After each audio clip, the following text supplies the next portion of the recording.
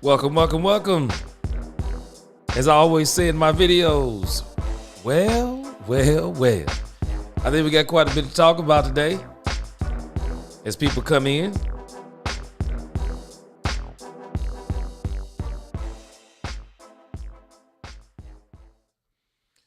Welcome, welcome, welcome, Cowboy fans and Cowboy haters alike. I'm the G, and I'm the host of Let's Talk Cowboys, where we talk facts. We're gonna talk facts all of this live stream. Let's talk facts. A lot going on with the Dallas Cowboys, man. I tell you what, people say things about Jerry Jones like he does things for publicity and blah blah blah. I don't even know if Jerry Jones has to do anything for publicity. They're going to give it to us no matter what, because people can say what they want to say, but these 3 and 4 and whatever letter networks they are, they cannot survive without the Dallas Cowboys. They cannot survive without the Dallas Cowboys. I mean, what other 3-3 team is everybody talking about? Nobody's talking about any 3-3 teams, as far as I know, except for the Dallas Cowboys. We're the only 3-3 team that needs to fire our coach. We're the only 3-3 team I know that our season is over. I mean, we're the only 3-3 team, fire our owner. I mean, we got so many things going on as Cowboy fans. It's really astounding. It's really astounding. We got quite a few things to go over today. Just to kind of give you a little warm up, we're going to be talking about a signing. The Cowboys signed somebody. We're going to conclude our conversation about 105.3 The Fan. We're not going to keep wasting our time with that. We're going to talk a little bit more about Jerry Jones. We're going to talk a little bit more about Jerry Jones. We're going to talk about another signing that I mentioned yesterday. We're going to talk about Mike McCarthy and that offense. We're going to talk about Mike Zimmer and that defense. And in particular, we're going to talk about a couple of players. And the main thing today, we're going to talk about this issue with Troy Aikman. And that'll probably be around the second hour, because that's going to be a good long conversation. We're going to be talking about Troy Aikman and the comments that he made. I think it's called The Ticket. And it's all over the internet. Everybody's been talking about it. And we'll mention a little bit of something about the 49ers game. And, of course, I'll read some comments. And that'll conclude our show for today. But we're going to have quite a bit. We'll have we got quite a bit on the agenda today. Quite a bit on the agenda. So y'all gonna keep on playing with Jerry Jones. Everybody gonna keep on playing with Jerry Jones. And Jerry Jones is going to go out and sign people just to get on people's nerves. Just to get on people's nerves. In case y'all didn't know, Jerry made a signing. Jerry made a signing.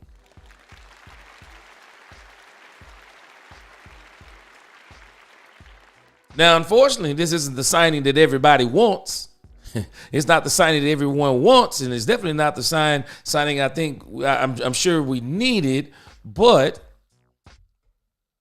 Jerry Jones went and signed someone by the name of Jalen Dalton. Jalen Dalton. Y'all know who that is? Yep, that's my point exactly. We don't even know who that is. But from what my understanding is, he is more of a depth signing.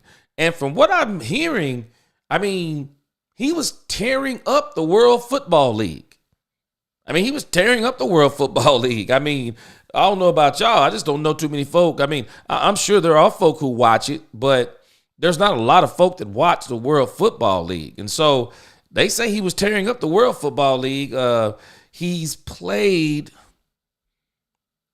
I forgot who he played for. I got it here, but I don't see who he played. Let me go back up here. He played for somebody in the league. There's no doubt. It may have been Atlanta or someone like that, but his stats are looks like 13 games, 8 solo tackles, 5 assisted tackles, and that's pretty much it. I mean, that's pretty much it we got from him. I mean, that's pretty much it. So doesn't look like, of course, he's done a lot in the NFL. He hasn't done a lot in the NFL. So Like, I think it's exactly what they're saying. It's a depth signing.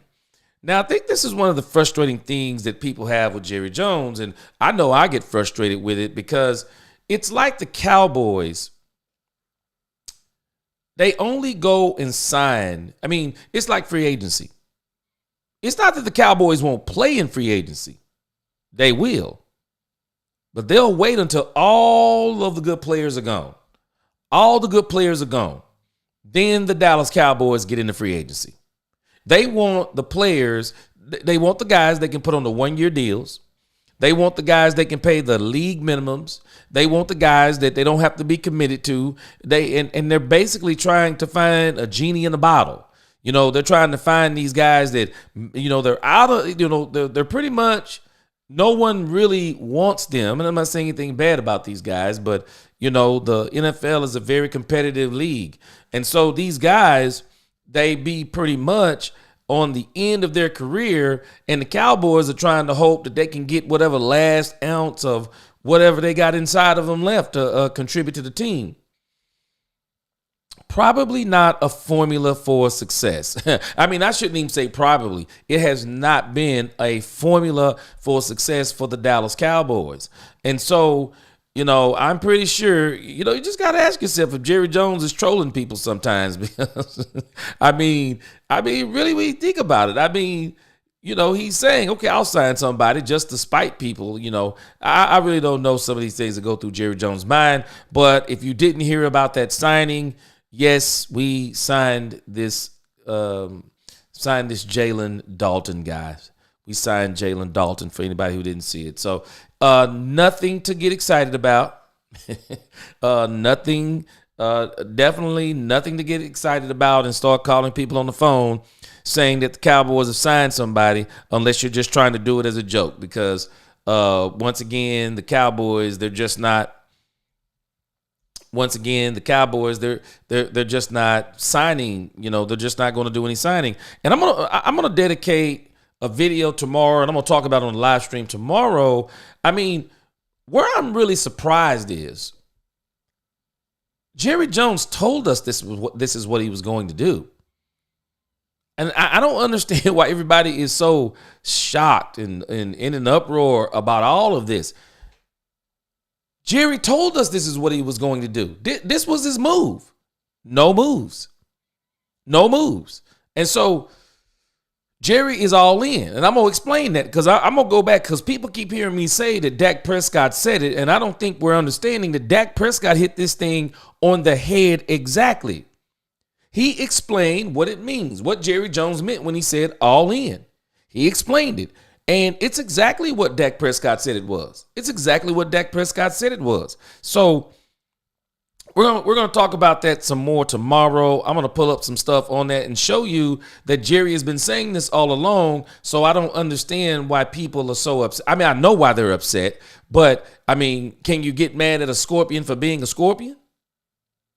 I mean, it is what it is. And so I want to conclude. I want to close out on this thing, close this thing about 105.3 The Fan. And it seems to have really simmered down. It's typical Dallas Cowboys stuff. I mean, people act like they care when reality is they don't really care. I mean, people were out here saying some of the most outlandish things, trying to make the fan, as well as the fan, making themselves into the victim. I mean, just hearing Shannon Sharpe say stuff like Jerry Jones is preying on the weak. Preying on the weak. So who are the weak? Are those the people who make less money than him? Because there are a whole lot of people that make less money than Jerry Jones. I mean, really, who are we talking about when we're saying stuff like Jerry Jones is preying on the weak and blah, blah, blah? I mean, really, what are we saying? And the fan have been really, I mean, I just wonder, I'm pretty sure there's nothing going to probably come out of this. I mean, I don't see Jerry Jones moving the business elsewhere. I absolutely wish he would. Y'all do not understand. The fan has been doing a lot of disrespectful and saying a lot of disrespectful things about the Dallas Cowboys for years. for years. And so I understand why people are a little bit upset about what Jerry Jones said, but I think they blew it out of proportion. It's almost like we're listening to two different interviews. I played it already on the live stream the other day, and we kind of went over some of this stuff. And I didn't think, if you're going to ask me the same question 3 times, and I done told you already twice, but in other words, what you're really wanting me to do is for me to explain myself to you as if you're my boss. Well, I got to let you understand something. You're not my boss. And I don't even understand, what it meant when Jerry said, I pay y'all. I need clarity on that. I didn't find anything on where Jerry is paying them. But I said, in essence, I can understand where Jerry is saying he's paying them, because I'm still telling y'all, I don't know who the ownership, the management of the Fan is, but they have no business sense.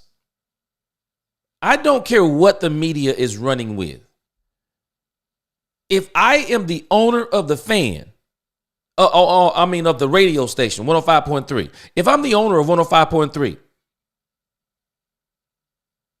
I'm calling those guys up. Okay, you asked the hard questions. I understand what you did. I understand what you were trying to do. But shut your mouth and move on. We're the flag station for the Dallas Cowboys. Let's act like it. We don't antagonize the customers. This is this new world we live in, where the businesses attack the consumers. They attack the customers. And I don't understand that mentality. Why Sam Walton, the CEO of Walmart, he used to always say that the customer is always right. And today we got a whole different mentality. We attack fan bases. We attack the people who buy the products. If I'm the owner of 105.3 The Fan, I'm literally telling them enough's enough. I don't want you doing all this carrying on the radio, disparaging Jerry Jones and the Dallas Cowboys. You tried to ask him some tough questions. You pushed Jerry Jones' buttons, whatever the case may be. We're done with it, and we're not doing this nonsense with the media, because y'all talking, if y'all really want to eat, Jerry Jones takes his business elsewhere. It's not just y'all who are not going to eat. We're going to be cutting jobs everywhere in this company. What are we doing? I don't even understand that mentality. And people are trying to make the Fan into the victims. The Fan, trust me when I tell you, they are not victims. They are not victims in any stretch of the imagination. And where I'm going to leave this whole discussion with 105.3 The Fan, I ran across something that had the entire Dallas Metroplex, we were all couldn't believe that there were allegations against Dak Prescott. From everything we've heard from people, we saw him on Hard Knocks, curse a little bit too much for my taste, but everyone has always said how great of a guy Dak Prescott is. Dak Prescott is very buttoned up. It's like Dak Prescott knows who he is. So he never does anything that's going to try to bring damage to the franchise. People can say anything they want to say about Dak Prescott. He's one of the greatest leaders of men in professional sports. But when these allegations came down, a lot of us knew they were not true. We didn't know it by evidence, but we just knew the timing of this was insane. Because a lot of us were like, wait a minute, what's going on? It's kind of not coincidental that right when Dak is in his contract year, and you're starting to hear they're talking about Dak's contract, a lot of us, we were like conspiracy theories, this is the Joneses that are behind this. Because why would 105.3 The Fan, why would they have on the lawyers of Dak Prescott's accusers and let them come on the flagship radio station with no investigation completed, with not an iota of evidence, y'all, not one lick of evidence? And I know there was no evidence because the local the local authorities here. They investigated it. Y'all don't think the NFL looked into it? I promise you the NFL looked into it also. And everyone who looked into it came to the same conclusion. There was nothing there. And you know what I find to be even stranger? None of the 3-letter and 4-letter networks were carrying it. Because I don't even think they believed it. And they didn't want to be giving something heavy coverage that they were going to have to come back to later and apologize for. Nope. They just said, we're not going to touch it with a 10-foot pole. We'll wait until it develops. And there was a little bit of talk, but there was not a whole lot of talk by anybody because nobody wanted to lean in the direction of they thought Dak Prescott was guilty. I know they didn't. Good evening, Carl. Carl said, bro, your assessment on Jerry Jones is right and exact. Your take on his doing much on Mike, his business dealing. Oh, yeah, no doubt. 105 got what they deserved. I'm telling you, see, people don't understand. And I've been saying this to people. Stop trying to make 105.3 the fan into the victim.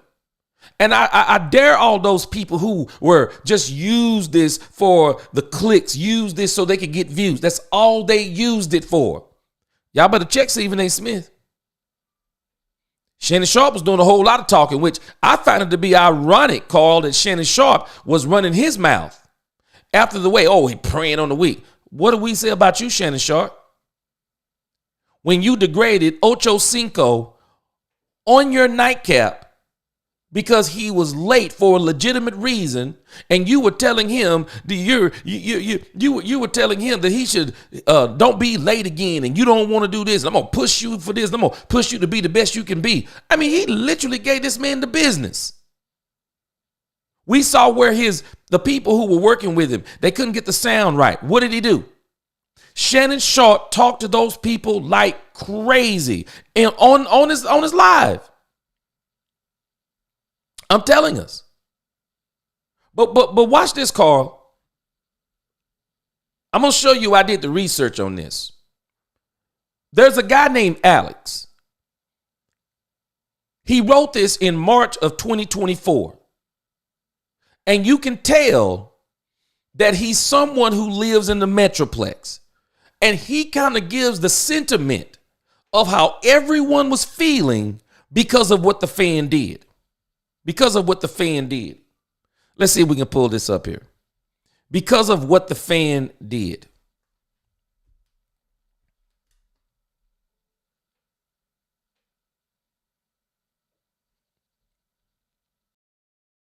Y'all give me a second. I want to show you this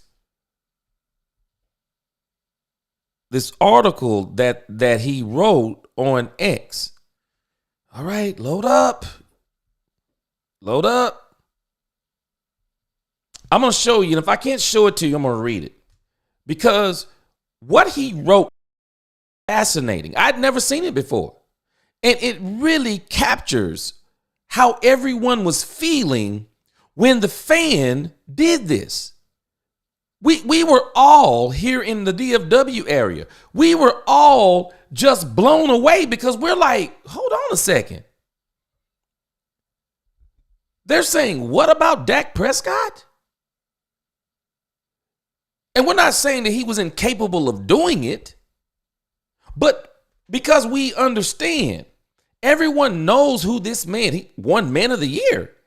I mean, people knows the work that he does off the field. It's been made public knowledge. And so we're all sitting here like, what is this? What's going on? And so I'm going to read it. I'm having some issues here with my third monitor here that's got this on here, and I don't understand it. So I'm going to read it. But it was written by this guy named Alex on X.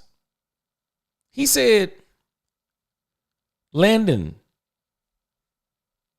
he said, this is the most nuanced and measured take I've seen all day. He said, I definitely, hold on just a second. I think we might have something here. see if we can pull this up now. Wait one more time. We're trying to get there, okay? But I'm going to read it anyway. I don't know what's going on with this. He says, I definitely emotionally reacted earlier on Broaddus's page, inferring that perhaps it was a witch hunt by station that has been notorious for slandering Dak in the past. Well, wait, did y'all catch what they said? This is March 2024. And this person in the Metroplex, he says something that those of us in the Metroplex, see, they were trying to get the sympathy. I know they were feeling good talking about Jerry wanted it for publicity. What about the publicity that they got? That people were talking about, oh, the flagship station for the Dallas Cowboys, Jerry Jones went off on them and he treated them wrong. Let me read you what this man is saying. He said, a witch hunt because they have been notorious for slandering Dak Prescott in the past. Not to mention, has regular access to interviewing Cowboys coaches and personnel, in addition to Jerry Jones volunteering to go on the show every single week. Y'all think I didn't know what I was talking about? These people have slandered Dak Prescott year after year after year after year. They've slandered the team year after year after year after year. They've done it. They've done it. And they have had this fan base, rather than a fan base that's getting behind its team, they have created a fan base almost in the DFW area that absolutely almost hates the team. They do that because of how they report the team. If you listen to them, even over the last couple of days, if you're listening to how they've been reporting the team, it's always in a negative light. And so this person is saying something just like the rest of us. They were absolutely confused when they decided to prematurely bring on the accuser's lawyer and then have the audacity. See, what he's following up on is that you always got the folk who always trying to take up for their friends and saying he could absolutely speak for everybody over there, that there was no ill intent and they were just doing their job and doing and they were just trying to let the information be known. Why? You're trying to break a story that no one else is even interested in breaking? No one in the nation wanted to touch it with a 10-foot pole. They were running stories about it on the local news, and I found it to be strange that no one in the national news wanted to pick up on it. And then had the audacity to say that, well, we gave Dak Prescott's lawyers the opportunity to come on too. Y'all help me out. Y'all help me out, because I'm done. Why would Dak Prescott want to play this out in the court of public opinion when he's, one, innocent? Two, he's not trying to give them more voices. He's not trying to fight this in the court of public opinion. He's going to fight this in the actual courts of law, and he prevailed. He won. Not a shred of evidence pointed toward what they said Dak Prescott did. They tried to extort him.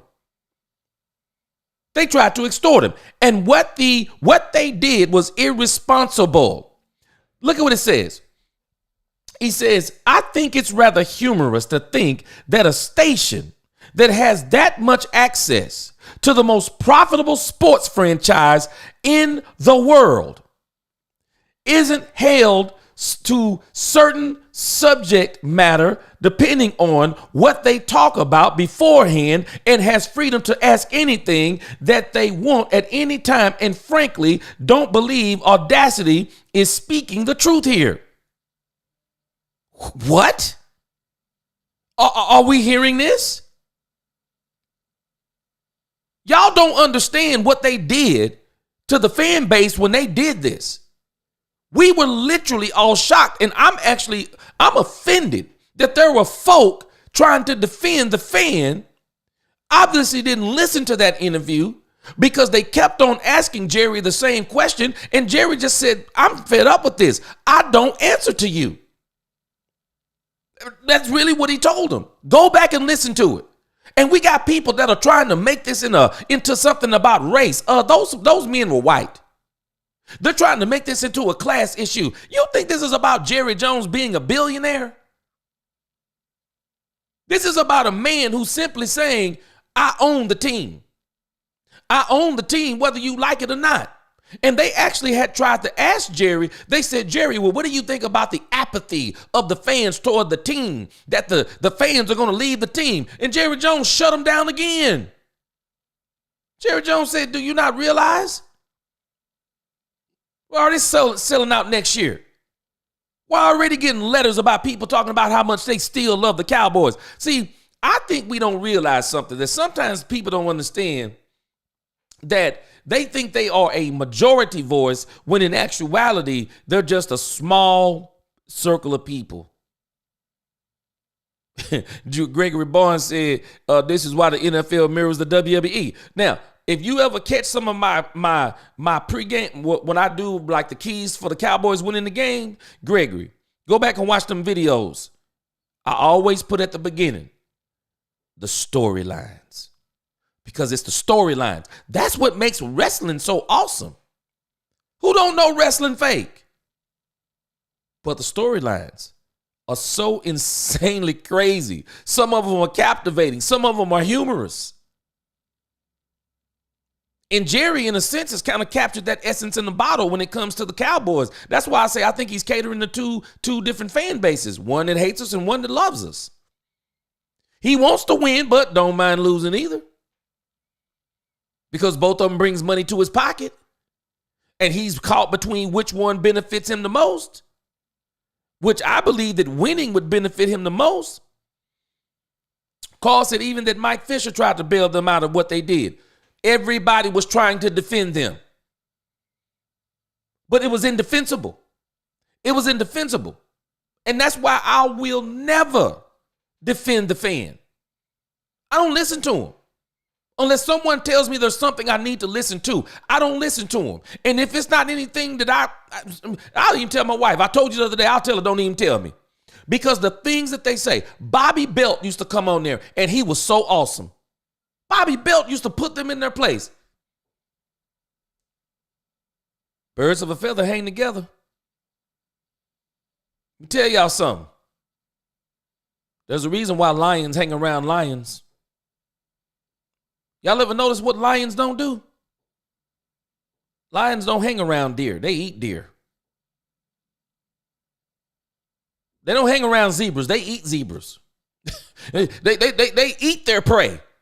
They're not hanging around their prey. They're not trying to hang out with the wildlife just to hang out, to be around so they can start acting like them. No, that's not what they're doing. And there's a reason when you start hanging with people, I don't care how good your mind is, you start hanging with stupid people, you'll start talking stupid. One of the worst things that happened to Bobby Belt, if you ask me, one of the worst things that happened to Bobby Belt was coming on 105.3 The Fan. He don't even talk right no more. Gerald, they got a taste of their own medicine.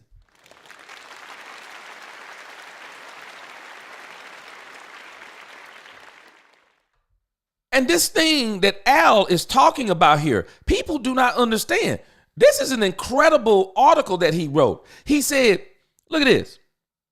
He said, with the amount of controversy surrounding the franchise almost yearly, if they had carte blanche to engage Jerry or any other guest on very sensitive issues, they would not have the type of access that they do. So I firmly believe that they are told beforehand what they can and cannot ask, which is a very common thing when it comes to athletes participating in media events, etc., etc. The alternative being, they are so afraid to actually ask real questions because they don't want to lose that access, that they choose to stick with the surface level content that enables them to continue to have the access that they do, which would honestly be fairly cowardly and would explain why Jerry's controversy currently, where he is being sued for defamation, has not been covered nearly as extensively. Now, watch what he's complaining about. Jerry's had a couple of issues that have been going on up here in the DFW area also. And what his argument is why were they able to cover Dak Prescott the way that they did, but they didn't cover Jerry Jones like that?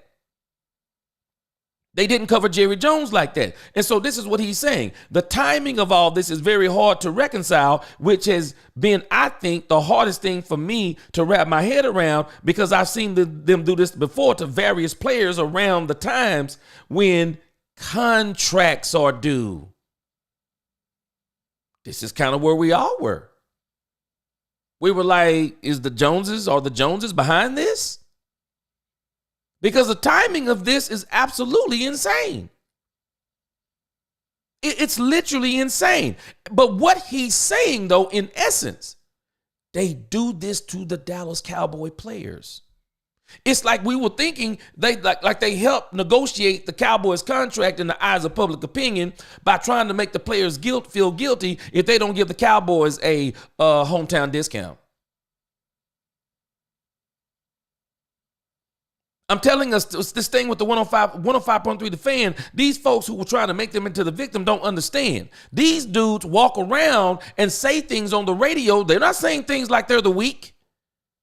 They will say some of the most out-of-pocket things, as the young folks say. They'll say some of the most out-of-pocket things and won't even think twice about it. Be holding polls about silly stuff. Oh, who would you rather have? I mean, I'm one of the very few times I listened to them in the past. I mean, they would be saying things on the radio.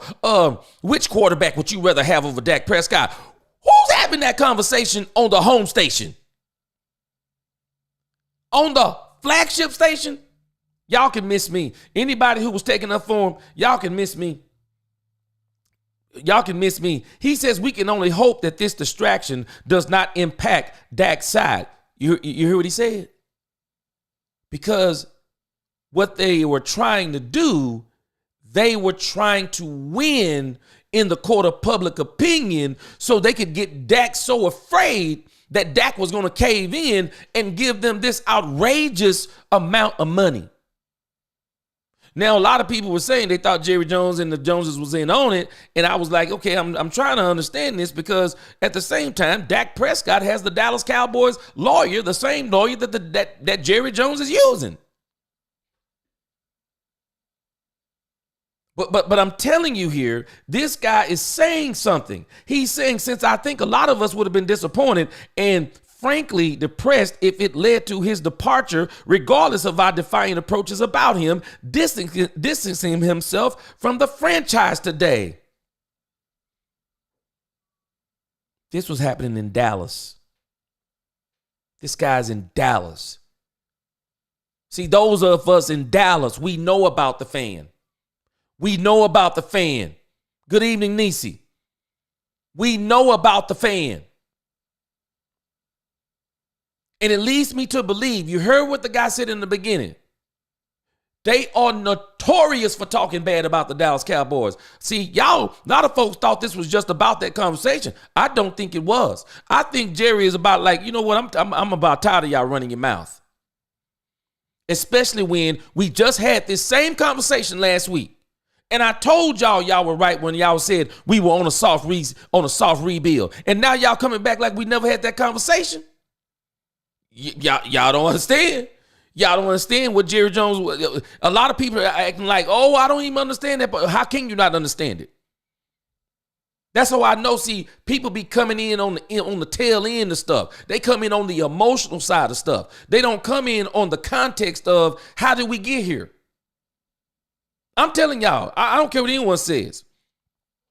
I hope I hope that Jerry Jones put his mouth. I hope Jerry Jones put up a shut up. Leave the station. That's how I feel about it. Leave the station.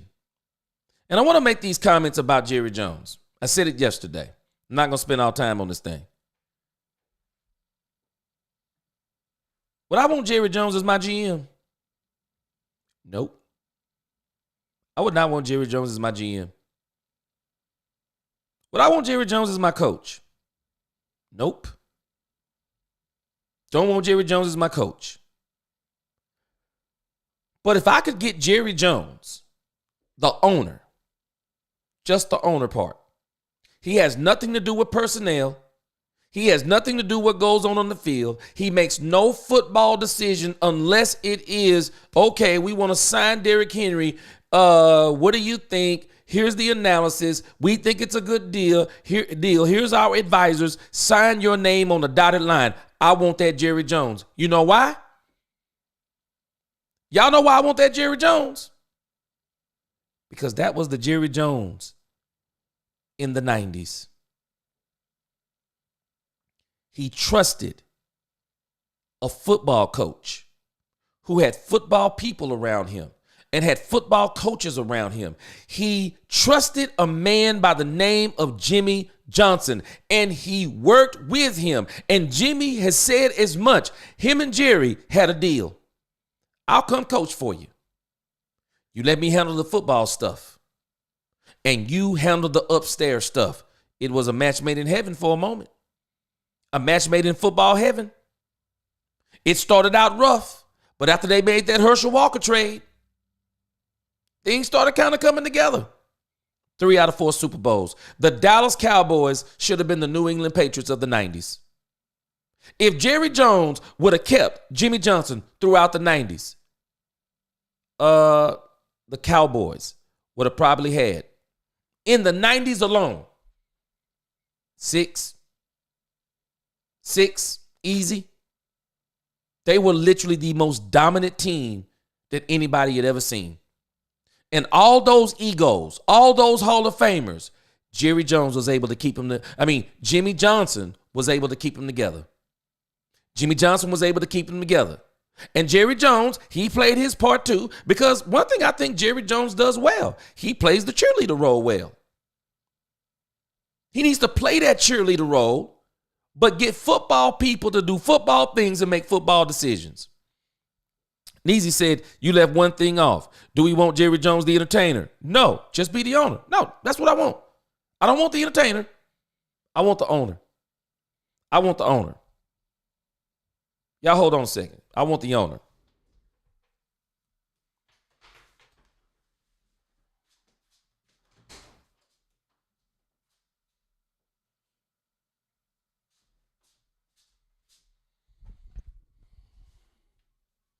I want Jerry Jones, the owner.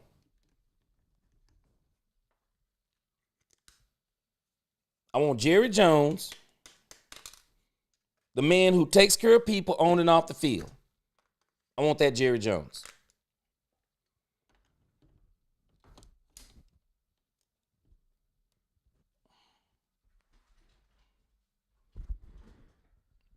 Technical difficulty there for a moment. I want that Jerry Jones. Because people don't understand something. The fan said something that to me, I'm going to tell y'all something. Man, you got to be careful what you say when you're angry. The Bible tells us something very important. The Bible says, be angry, but sin not. And that's why y'all, when y'all get mad at y'all family members, when y'all get mad at y'all friends, don't say stupid stuff to your friends and family when you get mad. I had to teach my sons that. Don't say stupid stuff to each other, because when cooler heads prevail, you got people feeling some type of way because you've said some things that you shouldn't have said.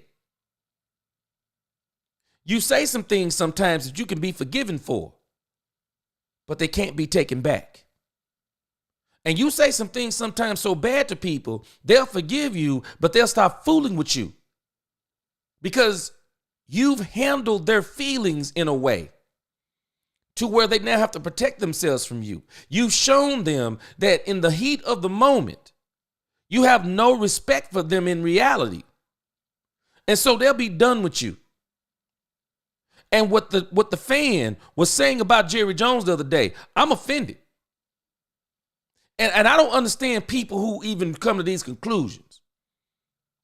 They jump on these slippery slopes. And I joked about it the other day, Niecy, but I'm not for real when I'm saying this, because that's why I was joking and laughing about it, because I really like Jerry Jones. But the reality is,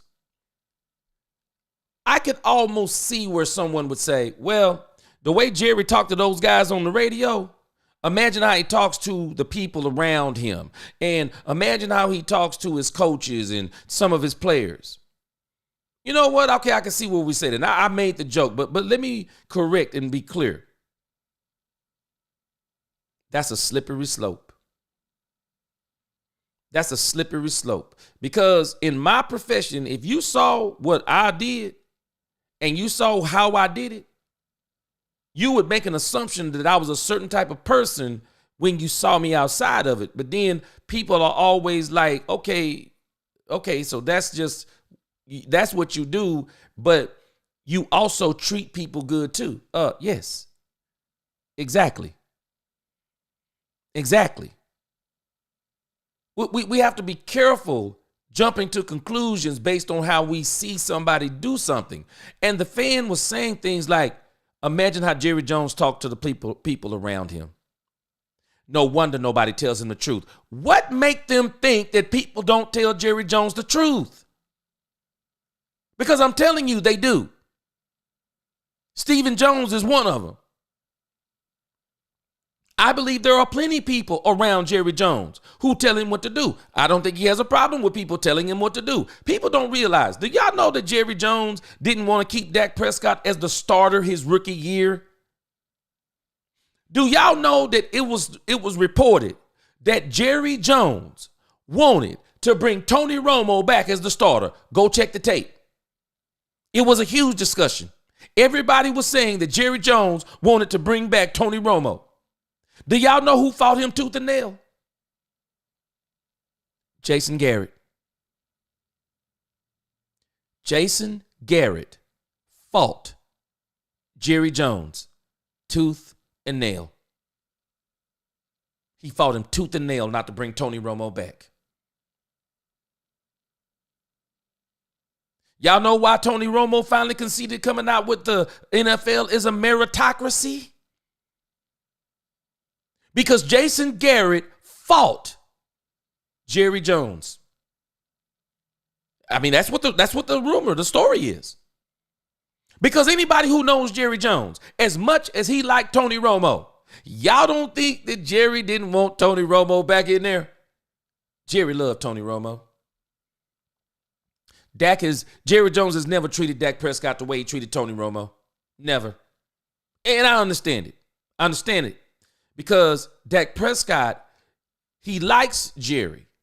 But I think he tries to keep it more business with Jerry because he doesn't want it to interfere per se with contracts and things on the field. But Jerry loved Tony Romo. Jason Garrett fought him. Jason Garrett fought him. And I think Stephen Jones fought him on it too. Fought him. Jerry and Dak, don't tell me. And I understand how we could come to that conclusion, but that's a lie. And another thing that's a lie. Y'all got to help me out because I keep saying, maybe I'm just a guy doing a YouTube channel. What do I know? But y'all got to help me with this. So Jerry Jones has owned the Dallas Cowboys for 30-something years. Now, Jerry Jones has had his share of scandals. I mean, do y'all see how Jerry Jones used to look? I mean, he look 100 years old now, but you look at some of Jerry Jones' young pictures, I bet you Jerry Jones had a little player in him. I bet he had a little player in him. I mean, that's why he got this daughter. I'm not talking about that, but everyone is public knowledge. Jerry Jones has had a few issues as it pertains to women. We know about these things. There's rumors that Jerry Jones was hanging out at some of them Dallas Cowboy parties. That's probably why he's such good friends with Deion Sanders and Michael Irvin. But hey, I'm just telling you what I've heard about the infamous White House over there in this Dallas area. But I'm just telling you. But you know the one thing I haven't heard about Jerry Jones? For all the players that have played for him, all the coaching staffs, all the employees, all the coaches, I've heard nothing but praise about Jerry Jones. I've heard nothing but praise. I've heard nothing but praise from even people who quote unquote don't like him. When they meet him, nothing but praise, no disrespect.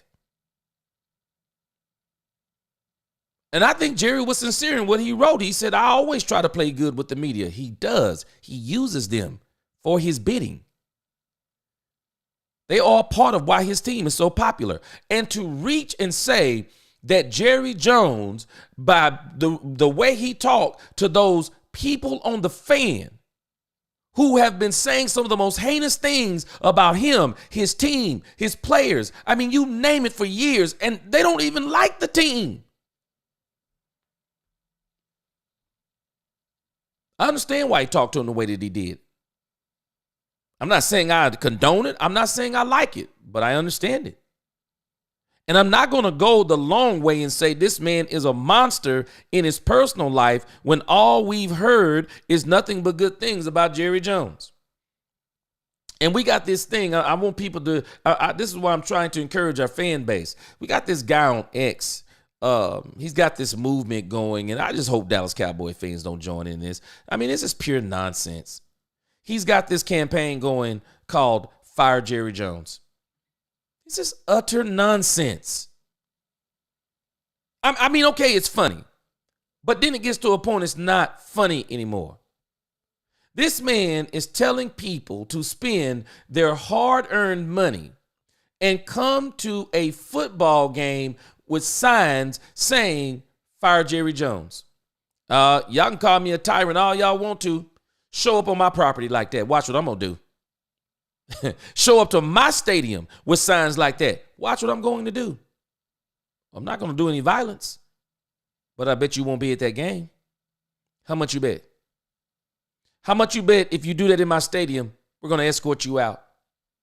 We don't understand in this social media age how some of these things that we think are so harmless, these things can actually incite violence. Because what if there's someone who don't like the fact that you have that sign there? And it's not even Jerry Jones and his entourage. What if it's just a fan? And then a fight breaks out at the stadium. A fight breaks out inside of the stadium. What are we doing? I mean, these things are so childish and they're being done by adults. You want to boycott Jerry Jones? Don't go to the game. Don't go to the game. But don't try to incite everyone else. Don't try to get everyone else hyped up to do the dumb stuff you're doing. You do what you want to do. But you make sure that in whatever you do not infringe upon people's rights. And you know what? For what it's worth, I'm just telling y'all.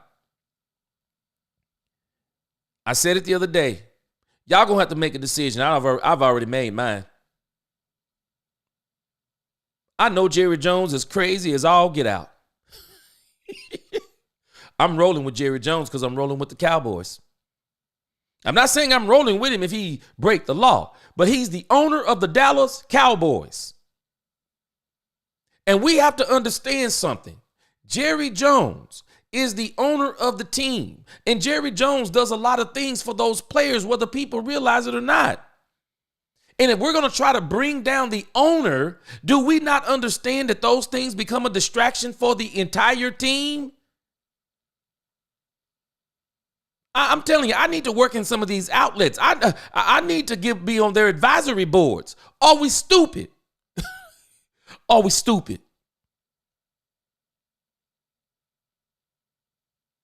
And if we're not going to be here for Jerry Jones, let's be here for the fan base. A lot of us, myself, We liked the Dallas Cowboys before Jerry Jones became the owner. And we loved Jerry Jones, the owner, when Jimmy Johnson was here. And we got those three Super Bowls in 4 years. We loved them. And some of us, we've loved them through the Quincy Carters. We've loved them through these bad years before they got Tony Romo, before they got Tony Romo, between Tony Romo. People don't even understand the turmoil this franchise was in before Tony Romo. Bill Parcells, we were here then.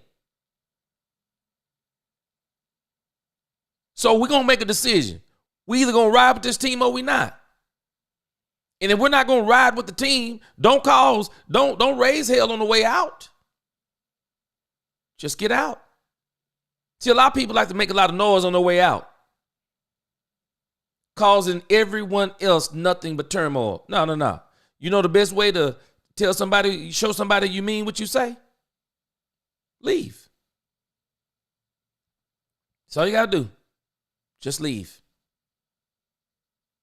I got a friend, he stopped watching football. He ain't turned back. He don't even discuss it. That's how we should do. That's what we should do. That's it. Niecy. You don't want to support the Cowboys? Don't watch them.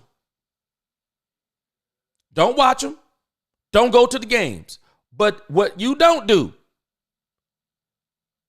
is don't try to rob me of enjoying the Dallas Cowboys. Because honestly, I really don't want to hear a lot of it. I want to try my best to do what I can do to be objective while at the same time encouraging the fan base. I mean, we know who we are. We know our owner crazy. He crazy. He's great at times. But he's crazy. He is what he is. But there's a reason why. We're the most popular franchise in the world. Carl says, I see now. He going all in with these young players. Carl, I've been telling folk this. And I'm going to show us tomorrow he's been making these statements and people are ignoring them. And that's why Jerry Jones is frustrated. Why are y'all acting like I haven't been telling y'all this? Do y'all know what really got Jerry Jones and people not giving him credit for? See, they tried to go in on the players, and Jerry Jones said, no, I'm not going to let you go in on my players. I'm not going to let you go in on my players. I've seen these players perform. I know what they can do. Niecy, you've been talking about it. Jerry Jones is saying some things to Mike McCarthy. I know this team young, but I still expect you to lead them. I still expect you to lead them. And so we'll jump at Mike McCarthy in just a moment. I'm not going to talk about him long, but I want to talk about another signing that we did not make. And the only reason why I'm talking about it, because you're like, why are you bringing it up if we didn't sign him? I think it's interesting, if you haven't heard, there's a story going around about Amari Cooper. And they're saying that NFL Insider confirms that the Dallas Cowboys already knew about the Amari Cooper trade. The Cowboys basically already kind of knew, they were in the know on the Amari Cooper trade, and I guess they were kind of keeping tabs on it. And so you got to understand what is going into the thinking of what Jerry Jones is doing. It says it was an all-time Jerry Jones day. They're talking about this thing with the fan, which speaks volumes. Beyond this petulant outburst, Jones endured another seismic loss when the Bills acquired old friend Amari Cooper and a 2025 sixth-round pick from the Browns for a third-round pick and a 2026 seventh-round pick. Everybody knew, man, come on. They just got mad at Amari Cooper. Jerry got in his feelings on this one. Everybody knew Amari Cooper was worth more than what the Dallas Cowboys gave him away because he wouldn't get the jab. It says the Cowboys infamously traded Cooper for a fifth-round pick and a sixth-round pick swap. With Dallas desperate for a wide receiver to complement CeeDee Lamb, fans hope for a potential Cooper reunion before the trade deadline. Those talks never made it off the ground. I was one of them people who was hoping. It says, and like countless fans, former Cowboys receiver Dez Bryant has had a difficult time watching the Cowboys offense this season. The franchise's all-time leader with 75 touchdown catches, Bryant has been very vocal on social media about wanting Cooper back in Dallas. One of Bryant's posts prompted a response from longtime Cowboys insider Ed Warder, who stated that neither side longed for a reunion. That was never a possibility. Neither side wanted a reunion. Okay, so right here, this should all tell us all something. We were wanting something that neither the Dallas Cowboys, and now we know Amari Cooper didn't want it either. Because Amari Cooper was probably, he probably didn't like the way they cut him. He probably didn't like the way they cut him. And so it says, deep down, Cowboy fans knew that was the case. I didn't know. I thought he wanted to come back to the Cowboys. It said, for starters, this front office seldom admits to a mistake. Trading for Cooper for a second time would essentially be an admission that trading him away was the wrong decision. You know what? People say stuff sometimes, man. I want y'all to follow this. Y'all tell me who does like admitting they made a mistake. Who does? What ownership, what front office likes to admit they made a mistake? Do y'all hear anybody in the Chicago Bears franchise talking about, man, what were we thinking not signing Pat Mahomes? I mean, does anybody hear anyone saying things like that about draft picks that they was on their board they could have got? No. No one likes to admit they're wrong. No, it's very rare. But I understand it's the Cowboys. They have to make it sound bigger than life. Trading for Cooper, it says the betterment of the team should trump pride, obviously. But this front office is a rare breed of stubborn. Cooper's $20 million salary was the prime motivator for trading him to Cleveland. After the Browns restructured his contract to make a trade easier, he is owed $1.21 million for the rest of the season and counts just $806,000 against the salary cap. Wow. Cooper was affordable, but Werder's report makes it sound like bridges were burned when Dallas traded him to the Browns.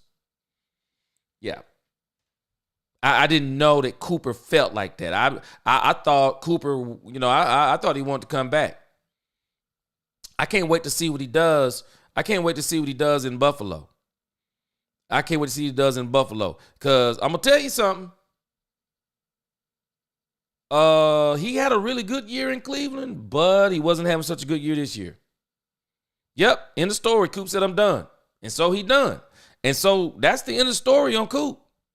So, at the end of the day, though, y'all, I want y'all to understand something. This is still playing into what Jerry Jones said. This is why I thought Devontae Adams was not going to be a good fit for the team. He's too old. Jerry is saying he want to get young. The only place he want to be old is in the quarterback position. But do we not understand? 30 isn't old at the quarterback position. If you take care of your body in the way they make these rules for the quarterbacks, and Dak don't run nowhere near as much as he used to, Dak will probably play till he's 40. It won't be with the Cowboys, but he'll probably play until he's 40. So in quarterback years, Dak is actually young. And so the rest of the team, and I know we think today that you get a quarterback on a rookie contract, but the reality is these quarterbacks today, if they keep themselves healthy, can play until 40. I mean, look at Joe Flacco. He's still out here throwing touchdowns for the Indianapolis Colts. He's still doing it. So Jerry's made his mind up. Jerry is only going with young players. That's it. Roberto said, now this is why the Steelers owner turned down the title America's team. Oh, yes, a lot of pressure come with that. It's a pressure cooker. It is a pressure cooker. Everything about you becomes magnified. It's a pressure cooker. But Jerry, you got to understand something. Everybody got to understand something about Jerry. Jerry is used to that business world, making, willing, and dealing. It's no big deal to Jerry. Jerry brings a lot of pressure on himself. A lot of pressure Jerry brings on himself. So for Jerry, he can handle it. It's no big deal. No big deal. Not a large thing. No big deal for him. And so thinking about everything we know about Jerry Jones, And that's why it prompted me the question as we move into Mike McCarthy. We won't be here long, but it makes me wonder, everybody's keep talking about, talking bad about Mike McCarthy and we should replace Mike McCarthy. I mean, I'm not saying we shouldn't replace Mike McCarthy. I got some issues with Mike McCarthy too. But if Jerry Jones is as bad as we say he is, if Jerry Jones is as bad as people say that he is, then why isn't Mike McCarthy getting somewhat of a pass? I mean, I released a video this morning about, is it really fair to be talking about getting rid of Mike McCarthy? Because I'm going to tell y'all something. Y'all go watch the video if you get an opportunity. I mean, I wouldn't be surprised if Jerry brought Mike McCarthy back. I wouldn't be surprised at all. I wouldn't be surprised because think about it. Mike McCarthy has literally done better than every coach since Jimmy Johnson. Love him, hate him, or like him. He's done better than every single coach. We're not even counting Switzer. Switzer just came and stood on the sidelines. That team was on autopilot. It was on autopilot by that time. And Barry Switzer knew it. Barry Switzer tells the story even today. He thought it was absolutely stupid that Jerry Jones and Jimmy Johnson too, because he's saying Jimmy Johnson had some pride too. He's saying that they both let their pride get in the way of a dynasty. So he said, okay, I'll come on. If you want me to come stand on the sideline, I'll do it. And I'm going to show you he was standing on the sidelines as we get into this second hour because some things that I got from what Troy Aikman said. But it makes me wonder when we start talking about it, it's like we're having multiple conversations with the Dallas Cowboys. Because I want you to think about this. What if the Dallas Cowboys keep that team they had last year? They keep that entire team together. And they say, we're going to keep this team right here together. And we're going to go in the draft. And the only thing we're doing in the draft is to get players to complement this team they had last year. I mean, we're keeping Stephon Gilmore. We're keeping Tyron Smith. We'll get us a left tackle. So if he needs to be out a couple of games, we'll get somebody we're training in the process. But we're going to keep the exact same team that we had last year. And where we're going to go and get stronger is we're going to get the top running back in the draft. Let's just think. We don't even do this Trey Lance nonsense. That was stupid. We say, and if we happen to get that extra fourth-round draft pick, there were running backs around there. What if we say we're going to go get the top running back? We'll go get us a top-flight wide receiver to go with CeeDee Lamb. And then we'll get us someone in free agency even, if we have to. We'll just make one big free agency acquisition. For me, Hassan Reddick. Oh, I'm sorry. There's about 3 choices I would make. Saquon Barkley, Derrick Henry, or Hassan Reddick. Those would have been that would have been what I would have tried to make a splash on, one of those 3 players. I keep that same team, and everything I do in the draft is only to enhance that team. Because that's exactly what the 90s Cowboys did, and people don't realize it. When the San Francisco 49ers beat the Dallas Cowboys that first time in the NFC Championship game, you know what Jerry Jones did? He went and poached 2 players from him. He got Deion Sanders and he got Charles Haley because that team was ready to go. That team was ready to go. Jerry would do things like that. He would get players. Had we kept that same team and just added to it, we wouldn't even be having this conversation. How good would Mike McCarthy be? How good would Mike McCarthy be? Danny Moore says Cowboys need new head coach, OC, and DC. Probably going to happen too. Probably going to happen. But I'll tell you this, you better not hold your breath. Because if Mike McCarthy takes this team to the playoffs, if Mike McCarthy takes this team to 10 wins, 11 wins, Lord forbid 12. and mess around and win a playoff game, I don't know how they're going to do it. What up, Angie? I don't know how they're going to do it. Keeping that team with this staff, I mean, Nisi said, I don't know. But watch this. Not with this staff. I'm talking about even you keep Dan Quinn. You keep Dan Quinn even. Because I think Dan Quinn would have stayed here. Dan Quinn got tired of the fact that they wouldn't get him the players that he wanted. Dan Quinn got tired of that. And that's why he bailed on us. Dan Quinn loved it in Dallas. Dan Quinn could have stayed because every single year, there's always going to be teams that are going to be looking for a head coach. And if Dan Quinn would have pulled off a Super Bowl in Dallas, he could have wrote his ticket anywhere. Anywhere. But Dan Quinn got tired of it. He really did. Dan Quinn just said, man, enough is enough. This is just, you won't even get me Bobby Wagner? Nah, I'm done. He saw an opportunity in Washington, he took it. But if Jerry would have said we're running this team back, then stay one more year. We'll give you $2 extra million. There'll be another team. And there's going to be another team. Look what we got already. New York Jets. New York Jets, anybody? Carolina Panthers may even be on Cleveland Browns. I mean, every single season, there's going to be a team. And a lot of times these teams that need coaches, guess what? They start shedding all these players. They get draft picks. They finish low in the, Dan Quinn, I believe, would have stayed, but he got tired of Jerry's antics. Jerry would not play in free agency. He wouldn't listen to him when he told him that he wanted players. Dan Quinn said enough's enough. I got to go somewhere. When I tell somebody these are the groceries I want, they get them groceries. But if Jerry says, hey, guys, this thing with Green Bay, I see what we did wrong. I didn't get us the linebackers that we needed. You were right, Dan Quinn. We're going to get us some linebacker. We're going to get us a linebacker in the draft. We'll get us one in free agency. There's already talks then.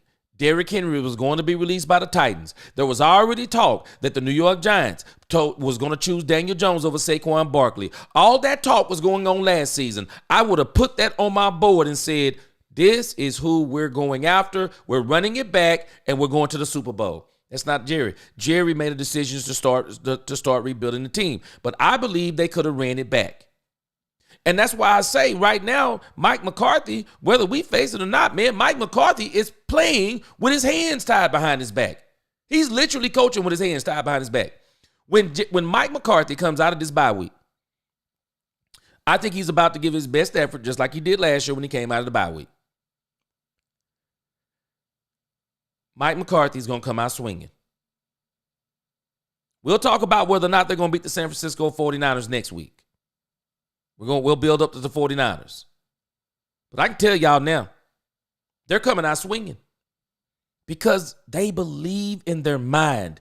You can tell the way Dak Prescott has been talking. CeeDee Lamb has been saying it. We came out of the bye week last year on fire. I think they're going to try. I'm not saying they're going to pull it off to the full extent that they did last year. A lot more, the personnel was better. But I think they're going to try to do it. I really think they're going to try to make that run. But they got a lot of work to do.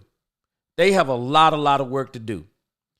And I want to show us something here real quick from, let me see here. The first one, I want to show you a couple of things on offense and a couple of things on defense. Because, believe me, y'all, I'm not saying by any stretch of the imagination that I want to keep Mike McCarthy. I really do think that depending upon who they get, it's probably time to make a change. But I already told you yesterday, I wouldn't be opposed. I mean, I don't make the decisions. But I wouldn't be opposed to necessarily keeping Mike McCarthy, but telling him with this understanding. we're going to put you on a 2-year deal. We're going to extend you on a 2-year deal. But we're bringing in Ben Johnson. we're bringing in Ben Johnson. Ben Johnson is going to be our new OC, and we're going to pay him like a head coach. Not only are we going to bring in Ben Johnson is going to be our head coach in waiting, or a candidate for our head coach in waiting, because we're going to promote Al Harris to the defensive coordinator. Hey, Zimmer, we'll put you maybe in some kind of consultant role, because I think Zimmer just came on to help Jerry Jones through this little rebuild that he's doing. And I would have me 2 young coaches and let Mike be more in a mentor role and start turning this over, kind of like we did with Jason Garrett. This kid, Ben Johnson, man, I'm telling y'all, man, whoever get this dude, man, they get this dude some players. Woo-wee. Whatever team he becomes the head coach of, they are going to be something to reckon with within 2 years of him being there. I mean, that guy is an offensive play calling genius. And something dawned on me. I was reading something, and somebody had made a reference to him on on X, and it dawned on me, y'all. Y'all want to know why this kid was giving the Dallas Cowboys the business? I never thought of it. He was showcasing himself.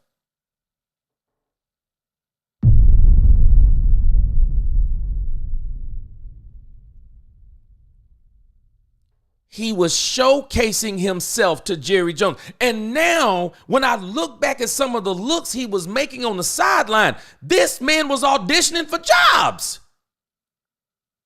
This man was telling the whole world. Do y'all understand what I'm telling you?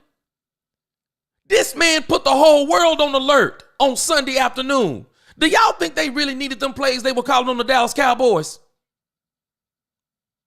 They didn't need half them plays. They could have ran the ball 45 times and been done. This man was pulling plays. He opened up the playbook on the Cowboys. You would have thought it was week 16 and they getting ready to go into the playoffs. He opened up the playbook. It dawned on me. Hey, Jerry Jones, you see me? You need a head coach, right? You tired of them stale plays that you got with Mike McCarthy? You tired of that antiquated play scheme he got? You tired of them plays he running? Look at what I'm doing. I'm running all the plays that would make your $60 million quarterback look like a $70 million quarterback. I didn't realize what was going on. And now that I look back at how he was looking on the sideline, and I mean, this dude, man, I know that Dan Campbell is arrogant. But this dude, man, Ben Johnson, man, you want to talk about how this dude was carrying on. Man, this dude was carrying on like he knew something nobody else knew. Dan Campbell not calling them plays. He is. That man put himself on the biggest stage. And he brought out the whole playbook in week 6. I want y'all to let that sink in. Who brings out the whole playbook in week 6? On a weak team like the Cowboys who can't stop the run. And we could just come in here and say, hey, man, you know what? There's no point in showing the entire NFL our entire repertoire. We can just do what the New Orleans Saints did. We can just do what the Baltimore Ravens did in the first half. We can basically run the ball 45 times. Jared Goff is going to throw it 15. The play action will be there. We got Amon-Ra St. Brown. We got other guys. We'll just send them down the field, and they won't know if we're coming or going, and we'll still score 49 points. This man had linemen running out for plays. What? I just realized it. This man was putting himself. Hey, Roberta, I think he would have stayed too. Roberta, Nisi, y'all, Angie, tell me what y'all think. Call, what y'all think? Roger, what you think? What y'all think? Y'all still here? What you think, Sunny Days? What you think? Do y'all think that Ben Johnson was putting on a showcase for Jerry Jones? His arrogant attitude, his cockiness, it's exactly what the Cowboys need. I think I love Mike McCarthy, but I think he's too stoic. Dak Prescott, to me, is even taking on some of his characteristics. That's why I talked about it in the video. You know, Dak don't realize he's indicting Mike McCarthy. He's always running around with these McCarthyisms, saying stuff Mike McCarthy's saying. Talking about Mike McCarthy gave the team a questionnaire. Give me a piece of paper. I'm balling this mess up. I want no piece of paper. This ain't school, man. It's football. Even when I went to college to play football. I wasn't doing school work. Do y'all know them top draft picks don't do school work? I hope you know that. Niecy, his audition tape. That man put an audition tape for the whole NFL. Y'all better take notice of who I am. I'm a play caller like no other. I hated everything I saw and I loved everything I saw at the same time. I hated it. I hated it, but I love it because I'm like, this dude is in here clowning. Y'all remember how we was kids and our parents would tell us, now when you go in here, don't act a fool. He didn't get the memo. He acted a fool up in Dallas Stadium. He did everything but walk in the middle of the field like Terrell Owens and stand on the star. Appreciate you, Roger, for that super sticker. Y'all better I'm telling y'all, this dude put a clinic on. But I'm very interested to see where this guy Ben Johnson ends up. And I will not be surprised if he's in the conversation for the Dallas Cowboys coaching job. And a lot of people will say they're saying they don't think that Jerry will do it because he's a first-time coach. Well, that's one of the very reasons why I would just tell Mike McCarthy, hey, man, you want to make another $5 million? You want to make another $5 million? How about we sign you to a 2-year extension? You show Ben Johnson how to be a coach while not robbing him and us of his cockiness, his boldness, his brashness. Hey, let him loose on that playbook. I don't even want you telling him what to do and what not to do. You just oversee and let him go buck wild. That's what I would do. Because I've been thinking about this, and I don't want to start talking about who going to be Dallas's coaches on down the line like some folks doing, because we're 3-3, and I already told you I wouldn't be surprised if Jerry stays with Mike McCarthy. I just wouldn't be surprised. It would be a Jerry Jones type move. But I wouldn't be opposed to him. I really wouldn't. I wouldn't be opposed to him staying on and bringing in a coach and waiting. I really wouldn't be opposed to it. So I want to bring on, I got a guy, and I'm going to put the link to his channel in the description. This guy had me rolling this week. I don't know if y'all ever heard of CFO Sports. And I don't think he's some scout or anything. He just gets the tape and he breaks some things down. And what I want to show you just on a couple of plays, because because this is the stuff that's making me like have double thoughts in my head, because yeah, I don't mind the Cowboys getting rid of Mike McCarthy, but at the same time, Mike McCarthy is really playing with the worst hand of spades that you could ever get. I don't know if y'all play spades, but man, when you play spades and you don't have any spades, you don't have no kings, you don't have no aces. I mean, you literally just got all red cards, and you just got to play through it. I mean, I almost feel like Mike McCarthy is playing spades with no black cards. I mean, Mike McCarthy has been dealt a crazy hand. And Niecy, you've been talking about it. It's like Jerry just told him, okay, you got this is the hand you dealt. Now go win. Lincoln Blake, I ain't gonna cry if he leave. I'm not going to cry if he leave. I would gladly trade McCarthy for him. Oh, yeah. Oh, yeah, no doubt. Possibly Ben Johnson could be auditioned. Shoot, Sonny, I'm telling you. I'm realizing something now, Sunny Days 11. This dude was probably putting his... Man, this dude was calling everything in the playbook. I mean, I think a couple of them plays he drew up right there on the sideline. Right, I don't need McCarthy nowhere near his playbook. No. Exactly. Hey, I just want you to teach him how to be a coach. I don't want you to teach him how to coach. He seems to have that down. Okay, y'all all know CFO. Okay, good. Confident Cowboys fan. Jay Tuck is CFO Sports. Okay, cool. Everybody knows. Okay, yeah, that's right. I forgot about that because he's Jay Tuck on X. Well, he broke down some film on the Cowboys running game. I don't know if y'all saw it. But man, when he breaks this down, oh my gosh. Y'all want to know why Dak Prescott is having problems? Y'all want to know why Mike McCarthy? I don't know what Mike McCarthy gonna do with that playbook. Man, we better hope Dalvin Cook come out this doggone bye week, and Dalvin Cook better be running like the devil, man, because I want y'all to look at what Jay Tuck shows us about the Dallas Cowboys running game.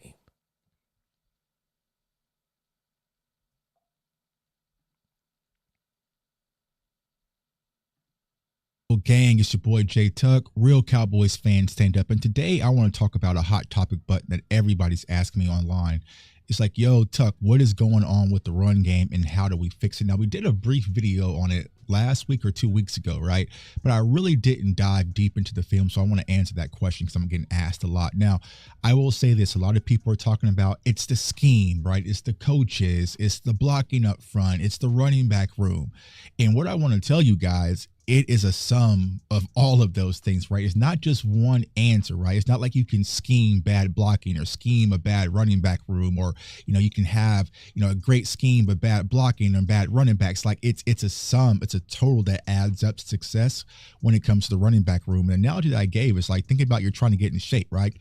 My husband had no idea how we went from paying $100. I got this playing from, hold on a second. I got this playing straight from YouTube. Also, it could be your workout schedule. It could be your sleeping pattern. It could be a lot of different things of why you're out of shape. So there's not really an easy fix.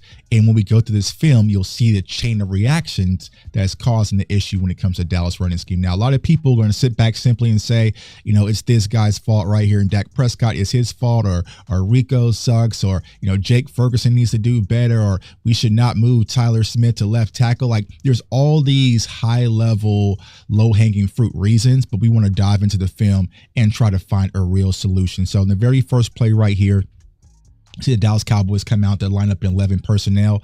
They're going to motion in Jalen Tolbert, and Jalen Tolbert's going to come in the motion, right?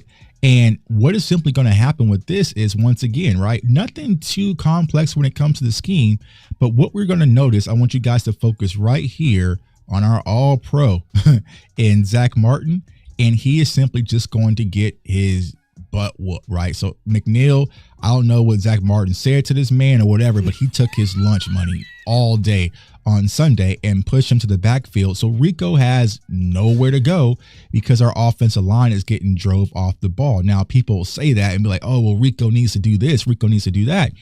You have your all-pro right guard getting pushed into your lap, bro. And see, you're going, there's nowhere to go, right? Because you're going to have the situation right here where you have Cooper Beebe and Tyler TJ Bash right here. So what's going to happen is that Cooper Beebe's going to get to the 9, right? So he's going to focus on the 9 and then try to climb to number 34, but he's going to be able to get in this B gap as well. So there's not going to be any opportunity there. So there's really nowhere for Rico to go with the ball, like you know what I'm saying? So that's what I'm saying. Like it's a chain reaction of things. It's the scheme, it's the blocking, it's a lot of different things. Now here's everyone's favorite player. This is when they're going to comment in the chat below. Oh, no, we got to get this guy out of here. He sucks. He's horrible. He's trash, right? He's Jay Tuck, you know everything you talking about, but we gonna all disagree with you on this Zeke Elliott thing.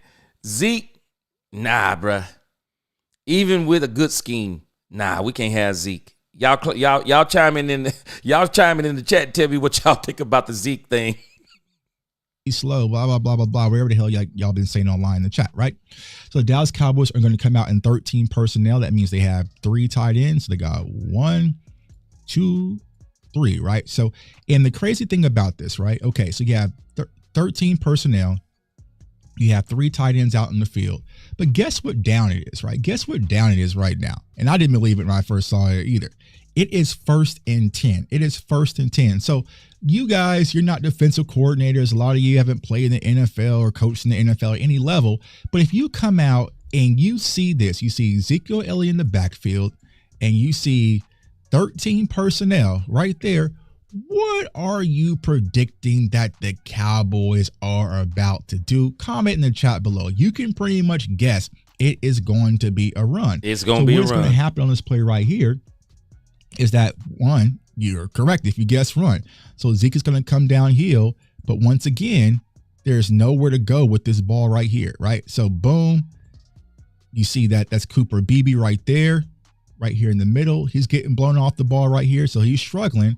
And it's going to be a slight little bubble on the handoff. So Zeke's going to kind of juggle it just a little bit. You see it right there. But what Zeke is doing, right, little bubble right there, right? So you'll see that right there. But what Zeke is doing right now, he's peeking. He's looking at this guy like, damn, I can't go there.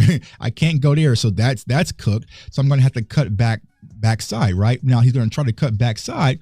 But what is he going to run into when he tries to cut backside? Well, over here, Schoonmaker is getting cooked by, Hutchinson, and he's getting his face crossed. So there's nowhere for Zeke to run the ball. There's nowhere to go, right? So Zeke tries to make a play backfield, but you see right here, Schoon's just getting tossed around, right? Watch it right here. It's all right here. It's all documented. This is why we watch the film. So Schoon is getting tossed off like a rag doll.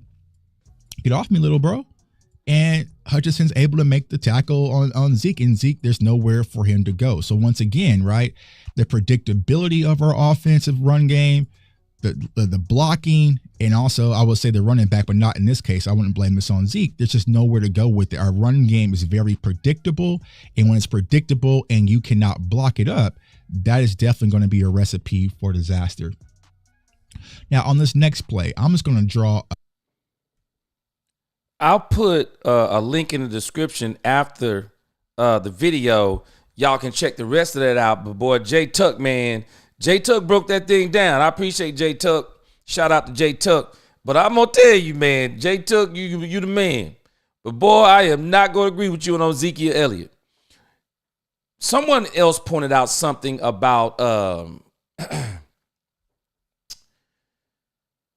what was his name? Boy, I'm telling you, my mind be bad. Our running back from last year. I'm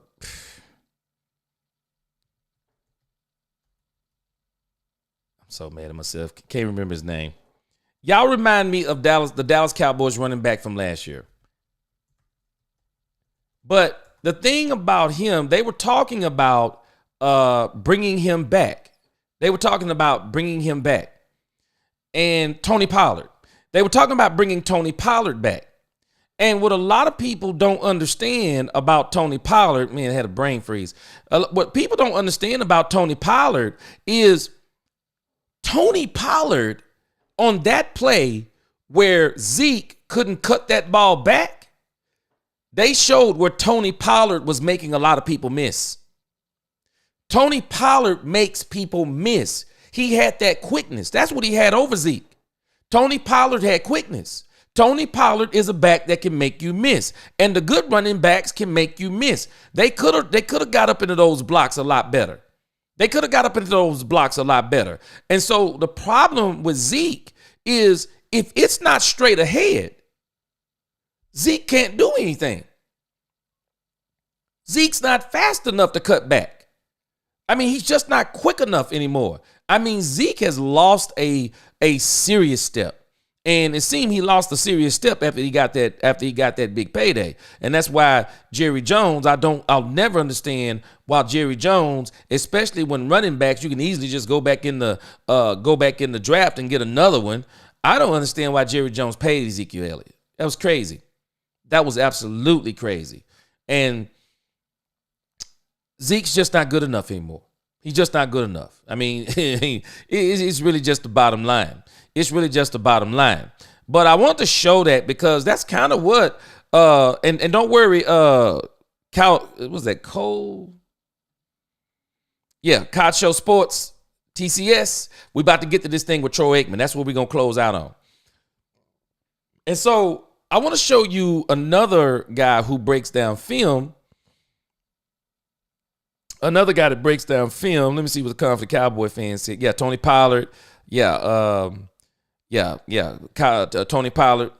Do you think we're gonna make a trade? Confident Cowboy fan. Jerry Jones been telling us the whole time he's making no trades. Jerry is riding this team out. Period. He said it. Said it on Sunday night. He riding it out. He told the fan he riding it out. He's riding it out. He's not bringing in anybody. He's not bringing in anybody. Yep, exactly. Exactly, TCS. He is a short yardage back. That's exactly what he is. Facts, Angie, they rushed him back from injury. They messed up Tony Pollard that year. I'm the same way. You don't bring this man back. He got hurt in the playoffs. They brought him back too quick. Gave him the workload and no contract. It was just too much. So I wish we could have, and I don't know, I wouldn't have paid Tony Pollard on the franchise tag. I wouldn't have done that. I mean, it's just too easy to get running backs in the draft. It's just too easy. I wouldn't have done it. And if I'm gonna sign Tony Pollard, I'm not giving him $10 million for a year or whatever we paid him. I'm trying to sign him for 2 years. I'd rather pay him 2 for 15 than 1 for 10. I don't know what kind of math they were on, but I'm not paying a running back. And Tony Pollard right now for the Tennessee Titans, you know what? The Tennessee Titans is doing nothing. But Tony Pollard is doing pretty good for the Tennessee Titans from everything I've heard. He's actually doing pretty good. Tony Pollard, he was 17. I want y'all to look at these numbers real quick before we move on to the defensive side of the ball. Tony Pollard, look at this. Tony Pollard against the Colts, 17 for 93, 5.5 yards a game. Rico Dowdle hasn't even hit 90 yards yet. Who would rather have Tony Pollard's 17 for 93 right now than what we have in our backfield, all three of them combined? Who wouldn't rather have that? I would rather have Tony Pollard right now. Right now. 88 yards. I don't know what happened with the Packers, whatever the case may be with that, but Pollard, from everything I've been hearing, he's been doing pretty good. But there's also rumors that they're looking to trade him. Cowboys drafted him. I mean, I'm sorry. You bring back Zeke, you ain't got no excuse not to bring back Pollard if you could bring him back for a cheap price. Now, I like Zeke, even from his Buckeye days. Oh, he's crazy in Ohio. Oh, man, he was crazy at Ohio. Man, I knew Dallas was going to get him, and I was excited. Boy, that man's fall-off needs to be studied. It needs to be studied. Nancy said, facts. Oh, yeah, I saw that right there. Yeah,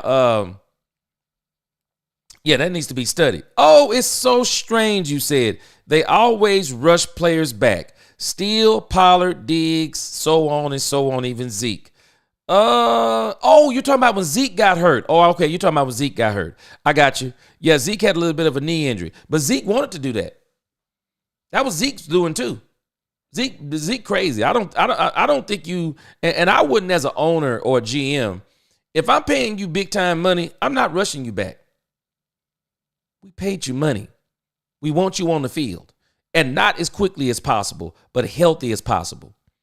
And so, it's funny, Angie, that you mentioned Trayvon Diggs, because guess who we're about to talk about on the defensive side of the ball?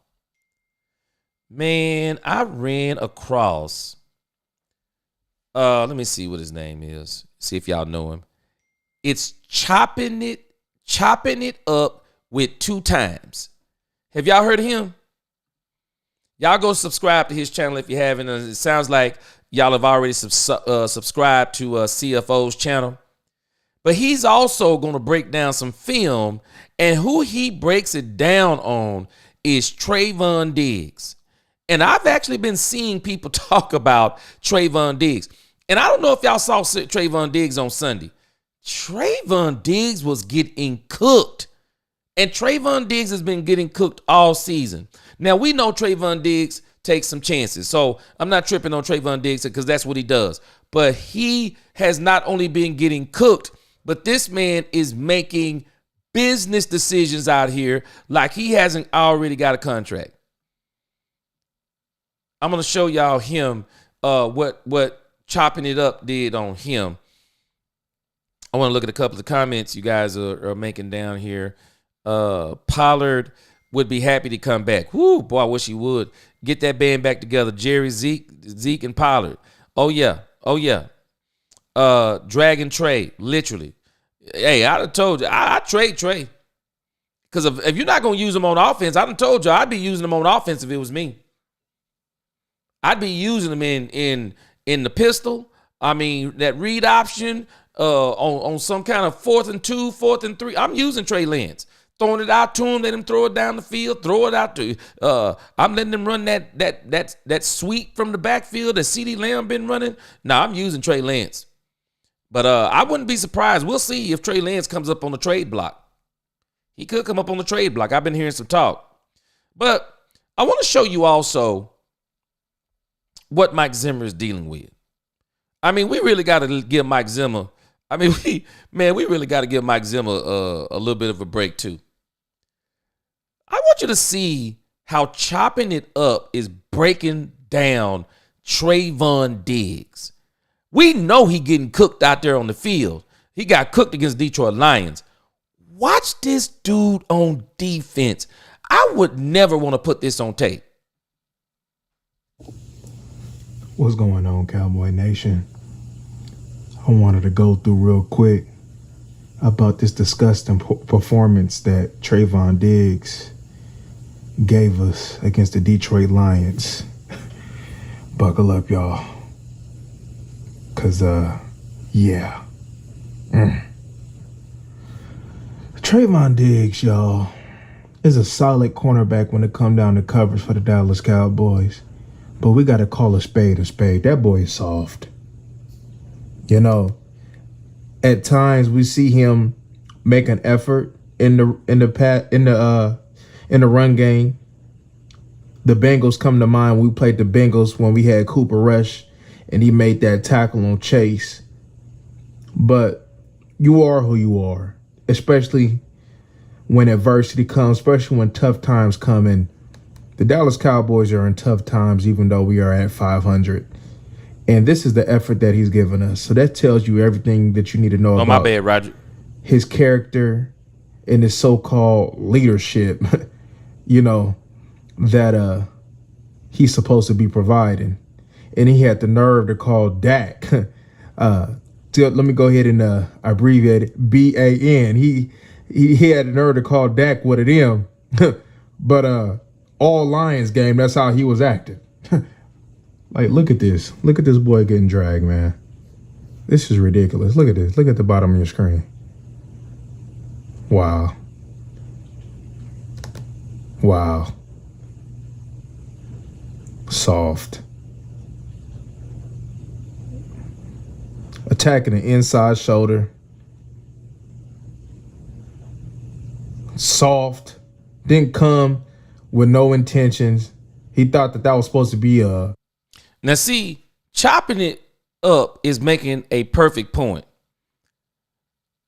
One thing that you're taught in football as a cornerback, you always force the man back inside. And I have no clue. Why did Trayvon Diggs take him inside rather than, why did he take the inside shoulder and not jump outside and force him back in where his reinforcements were running from?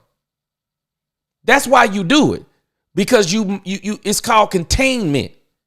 You push them back inside because you know your linebackers and your safeties can get over there. I have no clue. Trayvon Diggs got to do better, y'all. Trayvon Diggs got to do better. This is crazy. Well, he's supposed to call that a breakdown. If that's what you want to call it, that's straight up pathetic effort. Pathetic. Why would he take that angle? No, you take that outside shoulder so those two guys can come over. That's crazy. Heart. And this is supposed to be a dude that got paid. It's supposed to be one of the leaders of your team, huh? Giving such effort like this, huh? Wow. He ought to be ashamed of himself. Look at this soft jam, y'all. This is pure pathetic. Look at this. Look at that. Then he getting toasted. Cooked. I get tired of when players, coming off an injury, they always want to blame it on the injury, right? See, I understand, right, certain things in regards to, a player coming back from that. But I'm going to tell you right here, Cowboy Nation, just like when I said it with Gallup, this ain't got nothing to do with that injury. This have everything to do with Trayvon Diggs. Soft. Look at that jam. Come on, man. What kind of jam is that?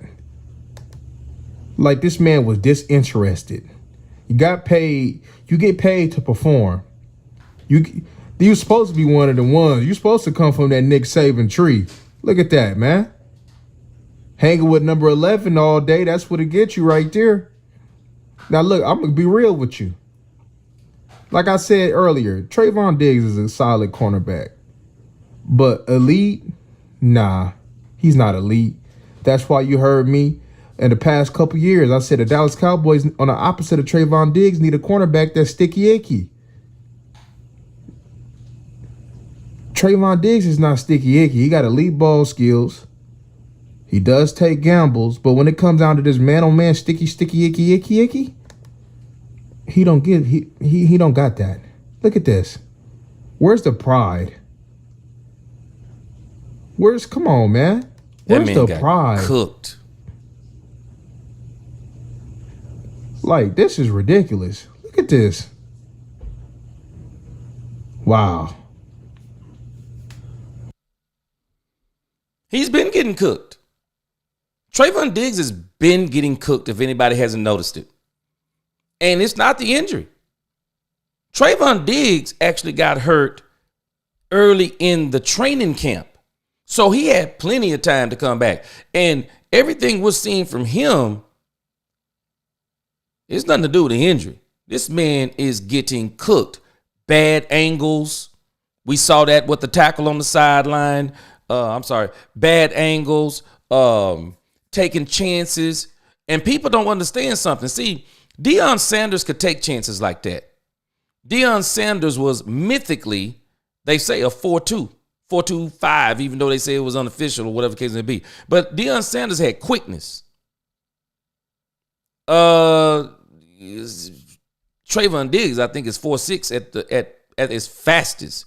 So with that injury, if he wasn't a 4.6, he is now. And so, Trayvon got to stop taking chances. He's putting himself in bad situations.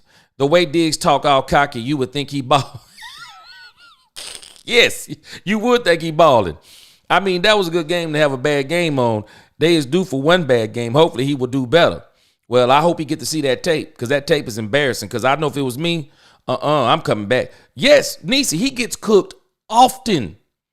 He got cooked against the Saints. That was him getting cooked. Got cooked against the Giants.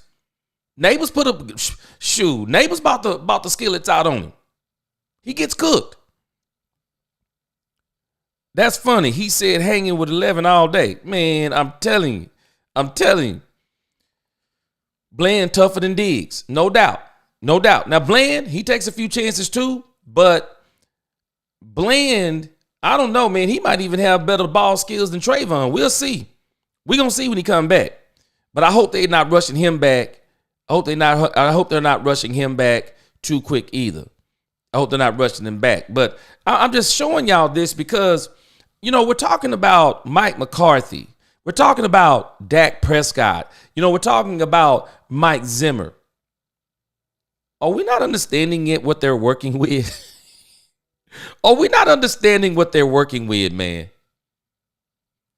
I mean, man, what they are working with is insane. I mean, Jerry literally handcuffed them to this is like being in the room in Saw, man. I mean, you're literally handcuffed to a iron pipe with a saw. You got to cut your hand off to get loose. I mean, they in a tough situation with this personnel. And I'm not tripping on it because it's young. I think it'll get better as the season go on. So I'm excited to see what they look like as the season goes on. I'm not. That's why I'm not just being so judgmental. But I want to see what they look like as the season go on. Man, Buddha, let me tell you something. If Dalvin Cook don't come out of this doggone bye week being in this San Francisco trip, man, I'm gonna be highly disappointed. I'm gonna be highly disappointed. Come on, man. You can't tell me this dude ain't better than Zeke. I'm not buying it. He's in way better shape than Zeke. Yep. Angie, he's a company man. Dak leads by example. Dak leads by example. That's why Dak didn't hold out. He leads by example. But I tell you this, I was kind of torn on the CeeDee Lamb holdout. I think CD didn't have to hold out. I think Jerry was going to give him his money. But I also understand CD from the standpoint of a quarterback can play until he's 40. A wide receiver, you be good to get 33, 34 in before really once you get, unless you just elite, man, you hit that 32 number, man, they start passing you around like the plate, bro. They start passing you around like the collection plate at church. You ain't going to stay nowhere, probably longer than even half a season. So they be passing you around. So I understand he was trying to get his money, but I don't know. Jerry should have got him signed sooner. There are way more problems than what other three-letter networks keep on talking on Dak, etc. Watch this, Carter Show. Carter Show, watch this. And now for what we all been waiting on.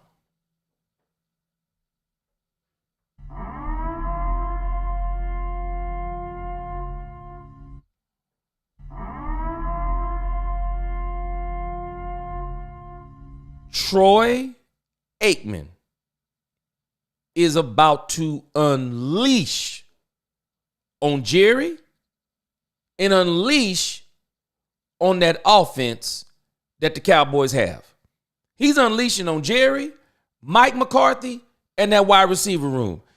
Troy Aikman, people need to really read between the lines. Troy Aikman unleashed on them. Troy... said my grandson could do better. You better believe it, Angie. Yes, he is the three-letter network bread and butter. Yeah, they got to talk about him. They can't, because if they admit what's going on around him, they can't talk bad about him. They can't talk bad about him. But Troy Aikman, boy. And for people who do not understand, someone said, I think that was you, Angie. Was that you saying you wish? Yes. Angie said she wished Dak was more vocal. For folk who don't know anything about Troy Aikman, let me show y'all something about Troy Aikman. Let me see if I got it right here. Thought I had something up here I wanted to show you. Troy Aikman, people don't understand. Troy Aikman is a different breed. Troy Aikman played with superstars. And Troy Aikman did not mind telling those superstars. Michael Irvin said it, and we know Michael Irvin was a firecracker. Michael Irvin said, you didn't dare. He said, you didn't dare go up to Troy Aikman. He said you didn't dare go up to Troy Aikman and tell him you were open on the play. Michael Irvin said he wished you would go tell him you were open on the play. He said Troy wasn't having it. And I want to show us just how Troy Aikman was. Let me see here. Y'all give me just a second. I had this pulled up. I thought I was looking at it here earlier. Because I was looking at it. Oh, here it is. Angie, let me show you what you're talking about.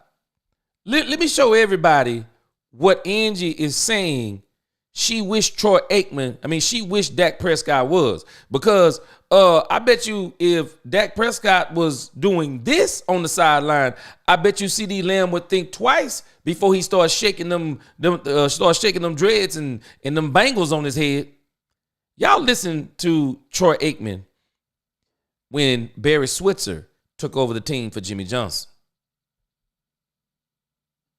Hey guys, that's a embarrassment out there. That's a damn embarrassment. We can't block anybody up the down or hugging the ball early. Junior League. Somebody's got to get their attention, and I'll tell you, Jack, I am tired of being a guy who's got to run down everybody's damn throat all the time. Why don't we have a coach that gets over there and does something about it? Instead, we want to go over and pat everybody on the ass, and they haven't done a job all night. Guys out there off, and nobody says anything about it. We got a head coach who won't say anything about it. We got coaches offensively who won't do anything about it. I mean, enough's enough. Babysitting's over. Hey guys, that's a embarrassment out there. That's a damn embarrassment. We can't block it. Now, I want y'all to pay attention. Did y'all see what Troy Aikman was doing? He was talking, and he kept looking over. Who you think he looking at? He looking at Barry Switzer. Troy's talking where he can clearly be heard. The team is hearing Troy Aikman. Could y'all imagine CeeDee Lamb start popping off and Dak Prescott start talking like that? How much y'all bet? Dak Prescott not a small dude. Dak Prescott not a small dude. Let Dak Prescott start talking like that to the team. He better than me, because once you pay me that $60 million, y'all, hey, once you pay me that $60 million, I am the man on this team. Man, I'm the highest paid player in the league. I'm the quarterback of the Dallas Cowboys. Y'all gonna get right out here. Y'all gonna get right out here. That's what I would be saying. I'd be telling them, man, hey, man, you know, Dak, man, bless his heart. I love Dak. Dak out here telling the media, you know, maybe y'all will write some good things about him. I don't care what the media are writing. Stop giving them stuff to write about. Get out here and do your job. Stop getting blown off the ball. Stop getting blown a whole 2 yards back. Oh, no, I'd be Troy out there going crazy, man. And I tell folks, people talk about you shouldn't have to tell grown men. Yes, you do. You have to tell grown men stuff sometime. You have to tell grown men stuff sometime. You do. You have to tell grown women stuff sometime. Look at Troy and Jimmy versus Dak and Mike. Dogs versus puppies, Niecy. Dogs versus puppies.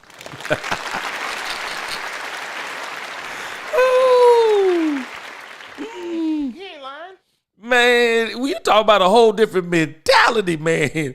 Yeah, I'm telling you, Angels, man, out here, I don't understand these, man, this new generation, man, they out here with all these, I mean, you know what I'm saying? I ain't got nothing against wearing earrings and stuff, man, but, man, you out here on the football field wearing bangles in your head and earrings through your nose. Zeke out there with earrings in his nose, and folks out here with gold chains. Man, this era different, man. This era different, man. They out here trying to look different, man. They different out in this era. Shoot, you better tell them confident. Man, Troy didn't play around. Troy didn't play around, man. Troy didn't play around. Dak need to loosen that tie and let his nuts hang. I hear you. Respectfully, yes, respectfully. True, Niecy. The NFL is too soft nowadays. Vic. They out here wearing gold chains, bro, on the field. Man, I ain't tripping. Them chains look nice they got on the field. Who you looking good for on the field? Ain't no women on the field. I'm not trying to wear gold chains for some dude. I'm not doing it. I wear my gold chains when I step off the field. That's when the women gonna see them. Come on, man. Women ain't look. I guarantee you, even the women not looking at them talking about, ooh, girl, can you see his chain? They ain't thinking about his chain on the field. Women like football too. They want to see you. They want to see men knocking each other out. I mean, people don't understand. That's what happened. That's what destroyed Marvel in DC. Hey, it's nothing wrong with women heroes, but do we not understand that even women like to see men be heroes too? Man, this generation different, Vic. Man, this generation different, man. This generation different. But this is the problem. The 90s team checked each other. This team sit on the sideline ordering. DC, you better stop. They ordering DoorDash. Roderick, man, she said they ordering DoorDash. You wearing them chains show you not playing hard enough. Man, yes. Man, yeah, what you doing wearing them gold chains out there? Hey, man, I tell you what, I ain't playing good, but I'm sure looking good. Man, sit your butt down. Somebody need to snatch your chain like they do in them streets. Man, you ought to have your chain snatched when you ain't playing good. Out there trying to wear them chains. Man, stop this stuff.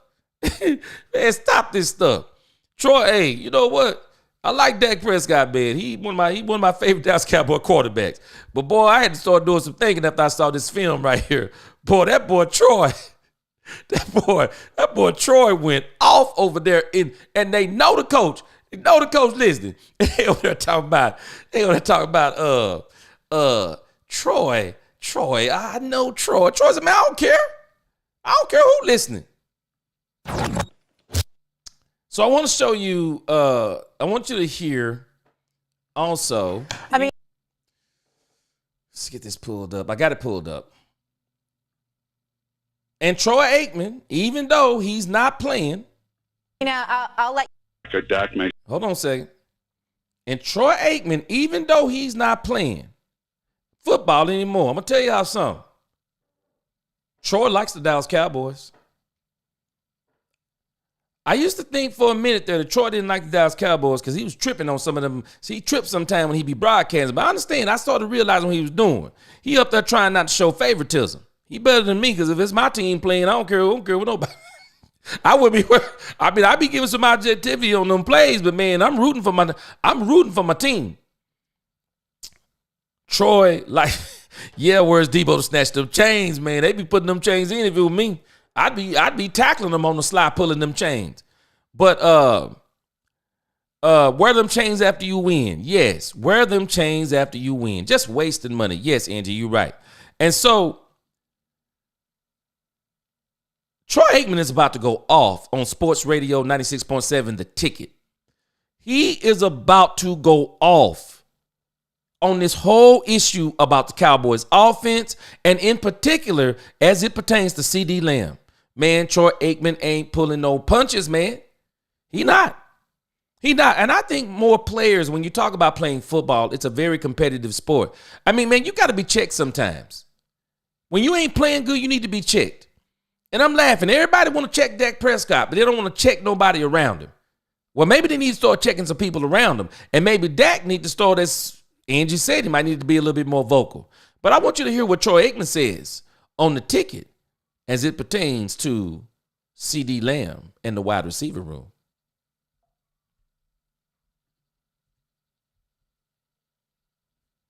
And I think CeeDee's got to improve in his route running.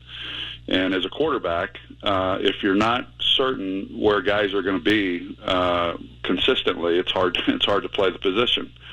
I see guys lazy coming off the line of scrimmage. Sometimes they run. Usually if they do, it's because they're anticipating they're going to get the football in that play. But if they're not, they don't. And it all ties together. You see him, Angie? Hold on a second. Let me go back. I didn't show it. Let me go back.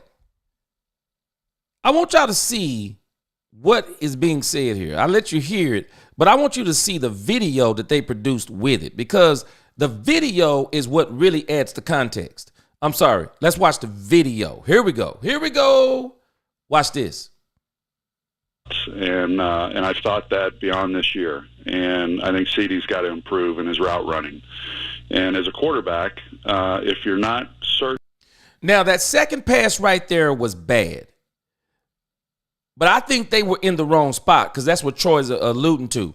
But I want y'all to see this pass right here that Dak Prescott throws in the end zone.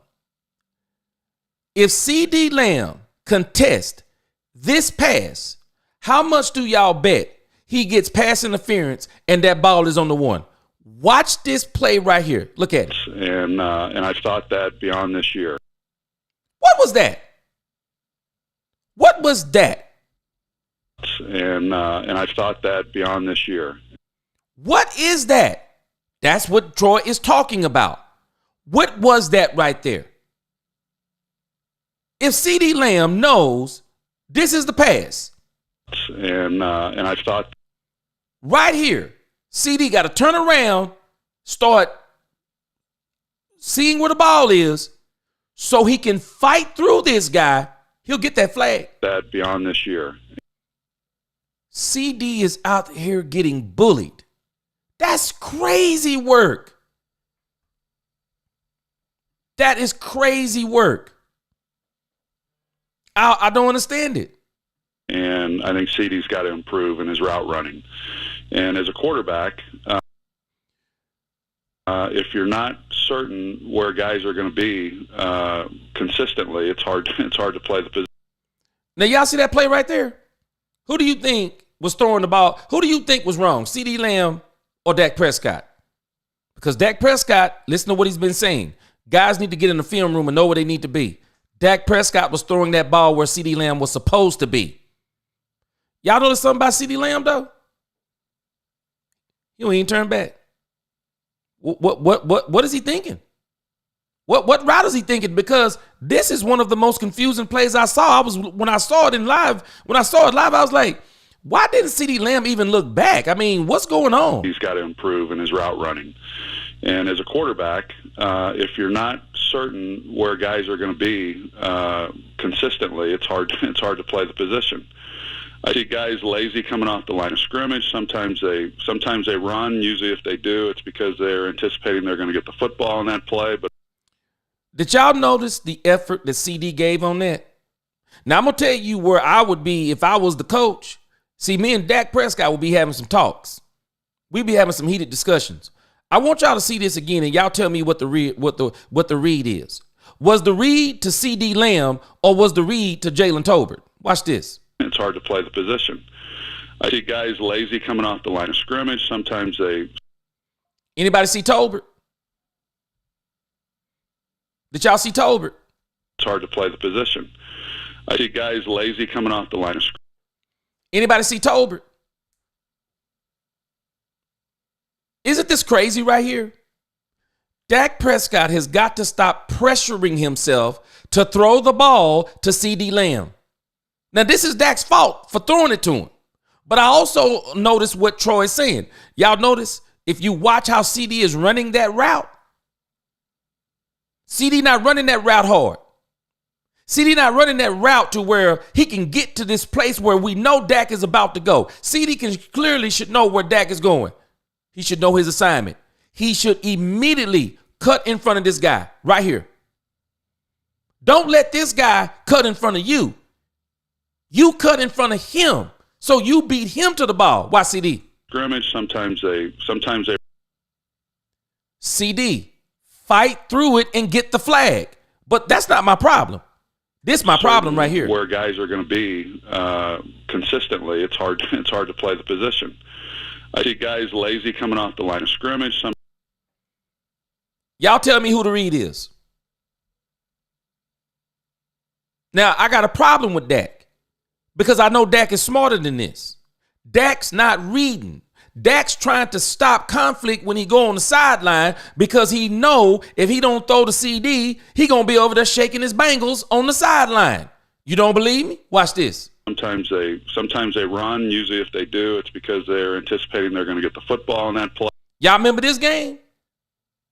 This dude over here with Bengals, bars all through his braids, chains on. Man, CeeDee Lamb is a beast. I'm not even finna talk bad about him. He is an absolute beast. But he got to start beasting like he was last year. This man was smoking people last year. On double and triple coverage sometimes. He was smoking them. But I blame Jerry partially too, because Jerry didn't pay him soon enough.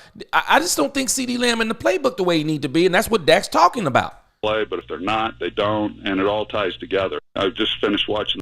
And Troy is saying something if you pay attention. Troy is saying he's noticing that unless the player is to them, the players aren't running the routes hard. They're not running the routes hard. But we got to understand this too. Don't we? That if I know I'm open, but Dak Prescott feels like he's obligated to throw to CeeDee Lamb, how hard am I going to run? See, we got to understand what's going on with the mental aspect of this team. Their mental is off. Their mental is off. And Michael Parsons, people don't understand what he's talking about, but everybody's trying to play hero ball. What are you talking about, Michael Parsons? Dak Prescott wants to prove he's worth $60 million. Understandable. CeeDee Lamb wants to prove that he's the second best wide receiver. He's worth the money. Understandable. Everybody wants to prove that I deserve a deal. Understandable. Well, the best way that you prove you got the deal is go out there and play hard on every single play. And stop not playing hard if you're not getting the ball. Stop not playing hard if you're not going to get the touchdown. Stop not playing hard if you got to contest the ball. This team needs a mental makeover. I don't think this is as much a personnel problem as it is a mental problem. And that's why with me, while I like Mike McCarthy and I question some of the things we say about him, where I don't question is Mike McCarthy has a hard time getting into the heads of players. These grown men. Y'all know why Deion Sanders said he don't want to coach professional football? Deion Sanders said it's hard coaching multimillionaires. I mean, on the college level, you're getting a few. Everybody's not making those millionaire. Everybody's not getting those big dollar NIL deals. So you can manage the ego of maybe 2 or 3. And even then, they'll just get in the trade portal. But the good thing is they get in the trade portal. You can go in there too and get somebody else. Deion don't want no part of the NFL. Why? You got grown men, multimillionaires. You got to get in their head. And the way Deion want to get inside somebody's head, by the way he talking, some of them grown men, because they so soft today, they can't handle it.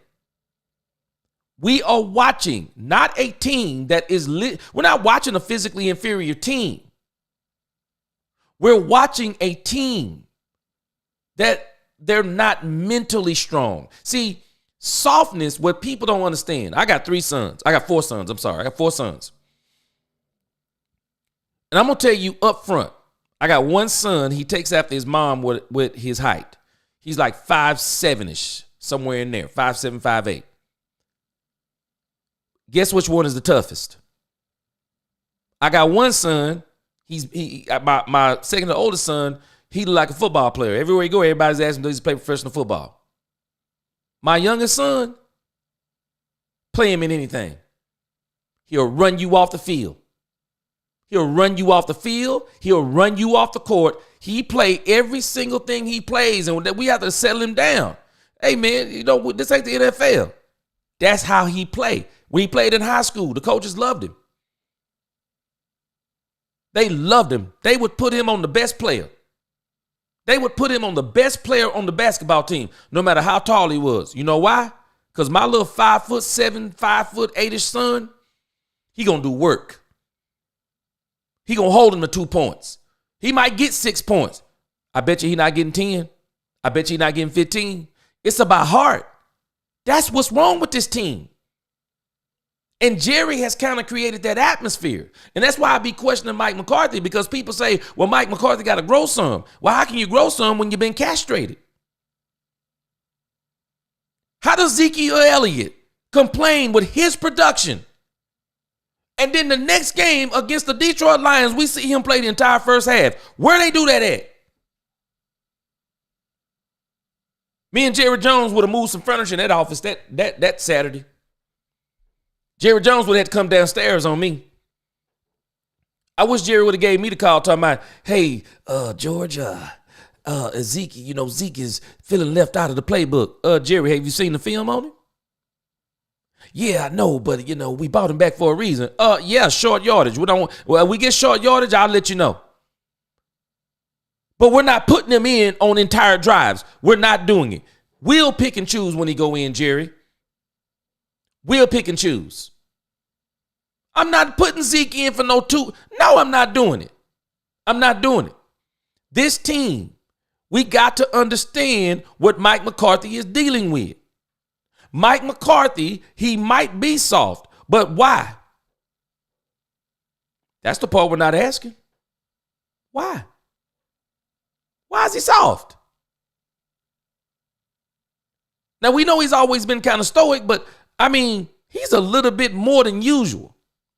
And he's on a lame duck contract. He's going into the last year. He not like me, Niecy. I know what you're talking about. He ought to be coaching his butt off because I'll be like, hey, man, I ain't got nothing to lose. Now I'm playing with house money.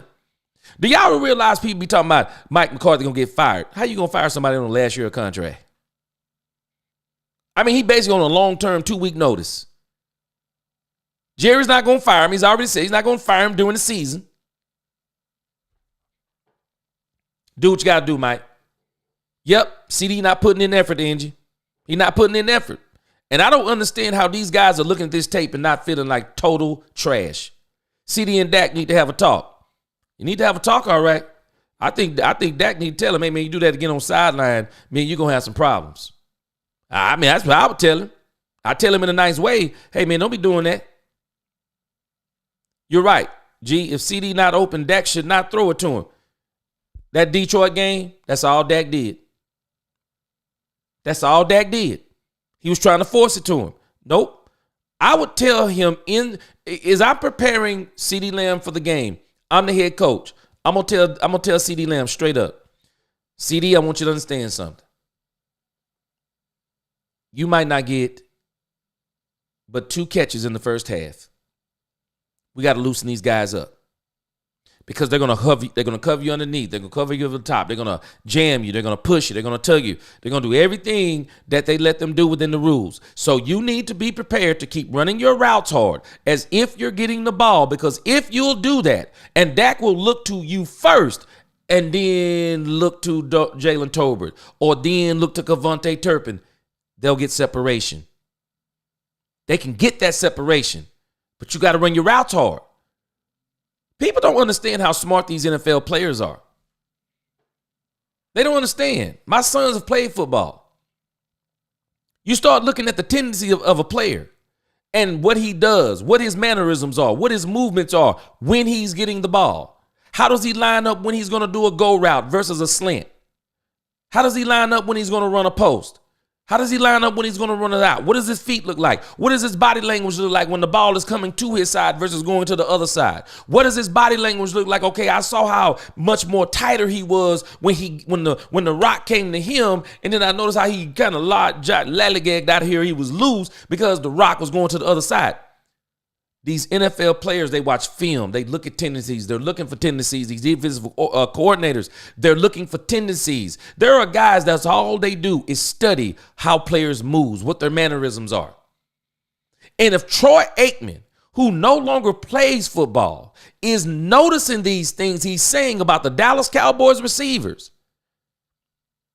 what do you think these other teams are noticing? Dak needs to get back to his mentality during his rookie season when he told Dez. Not only did he tell him, Niecy, he grabbed him by the shoulder pads. Yanked him back. When you open, I'll throw it to you. I'll throw it to you. CeeDee be pouting. More so now that he got the money. I want to see 2021 CeeDee, how he was in that Vikings game. Yep. They are creating a diva receiver. He is a diva now. Yep, that's what I've been seeing. Niecy, you killing it with your comments. She be killing me too, Confident Cowboys, but I be laughing.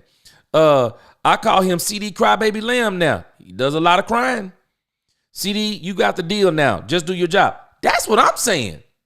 Man, once you get the bag, you should be playing loose. I mean, you should be playing extremely loose. Wait 1 minute, Michael. Everybody playing DN when they should be playing linebacker. Yep. I'm telling you. So what we're watching, the shortest one is the toughest because it requires that heart. And they're not gonna let nobody say it's because you smile. They wanna shore up that excuse. Nope. We need to come out beasting on teams for real. We need to come out and punch them in the mouth. And so Jerry, ever since Jimmy left, he's created a culture of softness. And I don't even know if it's a softness. And I guess we would call it soft, but he's created more of a finesse team. They're not down dirty and gritty like the 70s Cowboys. They're not down dirty and gritty like people don't understand. The 90s Cowboys, man, they were not finesse. They were down and dirty. They were in them trenches on you. Boy, you didn't even want to see them on 3rd and 1s. Them boys get in them trenches on that line and would maul you. Yep. Mike should have told Zeke to have several seats. That's what I would have told him. 7 of them. Yes. Man. Use Dalvin Cook. I'm hoping that they use Dalvin Cook. Yep, Mike is in handcuffs. Man, they got that dude in a Saw movie. I'm telling you, they got him in a Saw movie. I bet. He's a diva. I've been trying not to say it, but he's been acting so diva-ish. I just wish they would snap back to playing Dallas Cowboys football. Well, by all accounts, they're all saying we about to come out the bye week on total fire. For Jerry to be a cheapskate, he sure is just giving money away for players to not play. Like real football players, I don't understand. I'm going to show y'all tomorrow on tomorrow's show. I'm going to show y'all something fascinating. I'm not going to take credit for it. I'm going to dress it up, though, so we can look at it in detail. But for people who saying, because I've been hearing a lot of people in my comments on my videos always talking about, well, if it wasn't for Dak Prescott's contract, the Cowboys could be doing A, B, C, and D. It's not his contract. Dak didn't ask Jerry Jones to sign him at the last minute. CeeDee didn't ask Jerry Jones to sign him at the last minute. No one's asking Jerry to do these contracts the way that he's doing them, because I'm going to show us a team tomorrow. When we look at them, it's fascinating. It has to be studied. Because for everybody telling me about Dak Prescott's contract, you're going to have to tell me how this team over the last 2 to 3 years have signed 6 free agents and they balling. How were they able to do it? And Jerry, who's made all this money, this oil tycoon, we know this man bought the Dallas Cowboys, turned him into a $10 billion team. This man who we know, if he knows anything, he knows money. Do y'all not realize Jerry Jones is the architect of the salary cap? Jerry Jones is the architect of it. And it's one of his biggest problems. He don't even know how to manage it. He don't even know how to manage it. It was Jerry who pushed forward the idea of a salary cap. Y'all know why? He saw the money that the NFL was getting ready to make because he was in those deals. He was helping with those TV deals. He was helping with those endorsement deals. He was helping with those stadium deals. Jerry. That's why he's in the Hall of Fame. Jerry was doing all that. People don't understand. I'll never not give Jerry this credit. The NFL was popular when Jerry came into the league. Jerry made the NFL worldwide. The NFL was not worldwide. Check the tape. The NFL was not worldwide before Jerry Jones came in. Jerry Jones came in. Do y'all not know Jerry Jones came in with controversy? This man fired one of the most respected coaches in the NFL history, Tom Landry, the creator of the Hail Mary, the creator of a lot of these offenses and defenses. People don't even understand something. Tom Landry was running the offense and the defense. Tom Landry was buying the groceries. Tom Landry was the coach, the GM, the OC, and the DC. There'll never be another one like him. Jerry came in the league, just like he in the league now. That man came in, boy, controversy. Fired Tom Landry. Went 0-16, went 1-15. Made that Herschel Walker trade. Not only did he turn things around for the Dallas Cowboys and really make them America's team, beyond that 70s point, then now he done took it into the 90s. Jerry started using all those things he was doing, started putting the NFL on the map and getting all these endorsement deals with all these companies. And now the NFL is worldwide. I'll give Jerry that. Terrible GM, though. Terrible GM, though. Terrible GM. Jerry needs to start getting some football people around him and letting them do football things. And please, leave the team to Steven under one condition. You can't be the GM. You cannot be the GM. But I'm going to show us tomorrow. There's no excuse for the Dallas Cowboys not to be making moves all kinds of ways. There's no excuse. Because there's another team I'm going to show us, and you're going to be like, wow, that's crazy. That's crazy. Jerry can do better. He can definitely do better. But that's going to do it for me. That's going to be my time. I'm going to go ahead and cut it off. Got to get ready for tomorrow. Many things to do. But y'all go, I know, we got to not let the Cowboys consume all of our lives. So we got to go enjoy our families, eat, watch television, and watch some movies, and tell the people who we love them. Amen? Amen. So again, let me read a couple of comments and then we'll get out.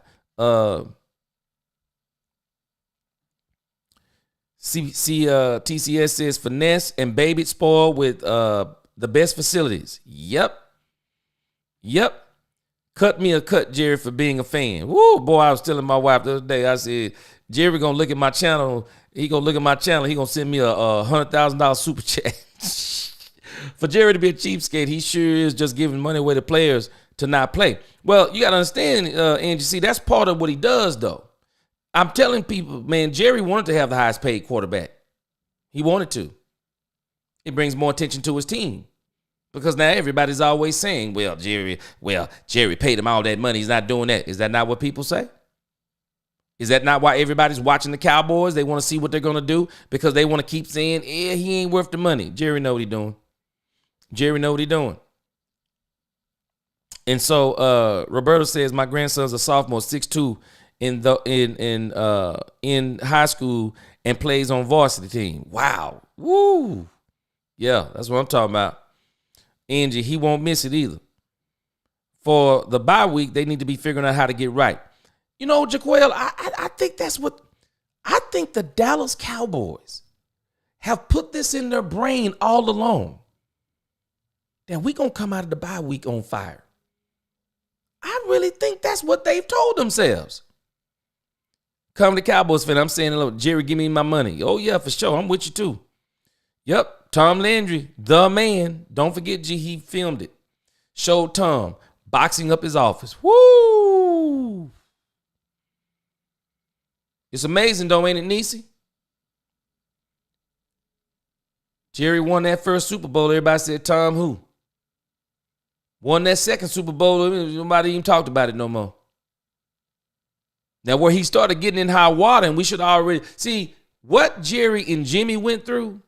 That's when we should have knew. Okay, now we seeing the real Jerry. Now we're seeing the real Jerry, and that's basically what we've been seeing this whole time. Jerry's gonna call you to work at AT&T. I wish he would, cause I'd definitely be over there. I wish he called me. He might call in. He might call any. I wish he called me. I'd be objective, but I tell you this. We got to have emotional intelligence. We got to learn how to analyze without destroying. And that's what the fan was guilty of. And that's what they're still trying to do. And that's what they do. We can analyze players, but we got to give them respect. Man, we can call them squirrels all we want to. But, man, you got to be special to play in the NFL, even down to the third string. Shoot, somebody better ask somebody. Man, you got to be special to play in the pros. Man, that's a game. That's a dangerous game. Y'all saw what happened to Hutchinson out there. I think it's his name. Hutchinson got that leg snapped. Y'all saw what happened to Dak a few years ago. It's a dangerous game, man. It's a dangerous game. Tua Tagovailoa. We seeing this stuff, man. It's a dangerous game. So, let's not fool ourselves. They might be screwed amongst themselves sometimes because they're not better than the other player in front of them. But make no mistake about it, man. That's a game. That's a different type of game right there. It's gladiator sport. But again, that's going to do it for me. I'll be back tomorrow at 6 o'clock on Friday. Until the next time, let's talk Cowboys, where we talk facts. Peace.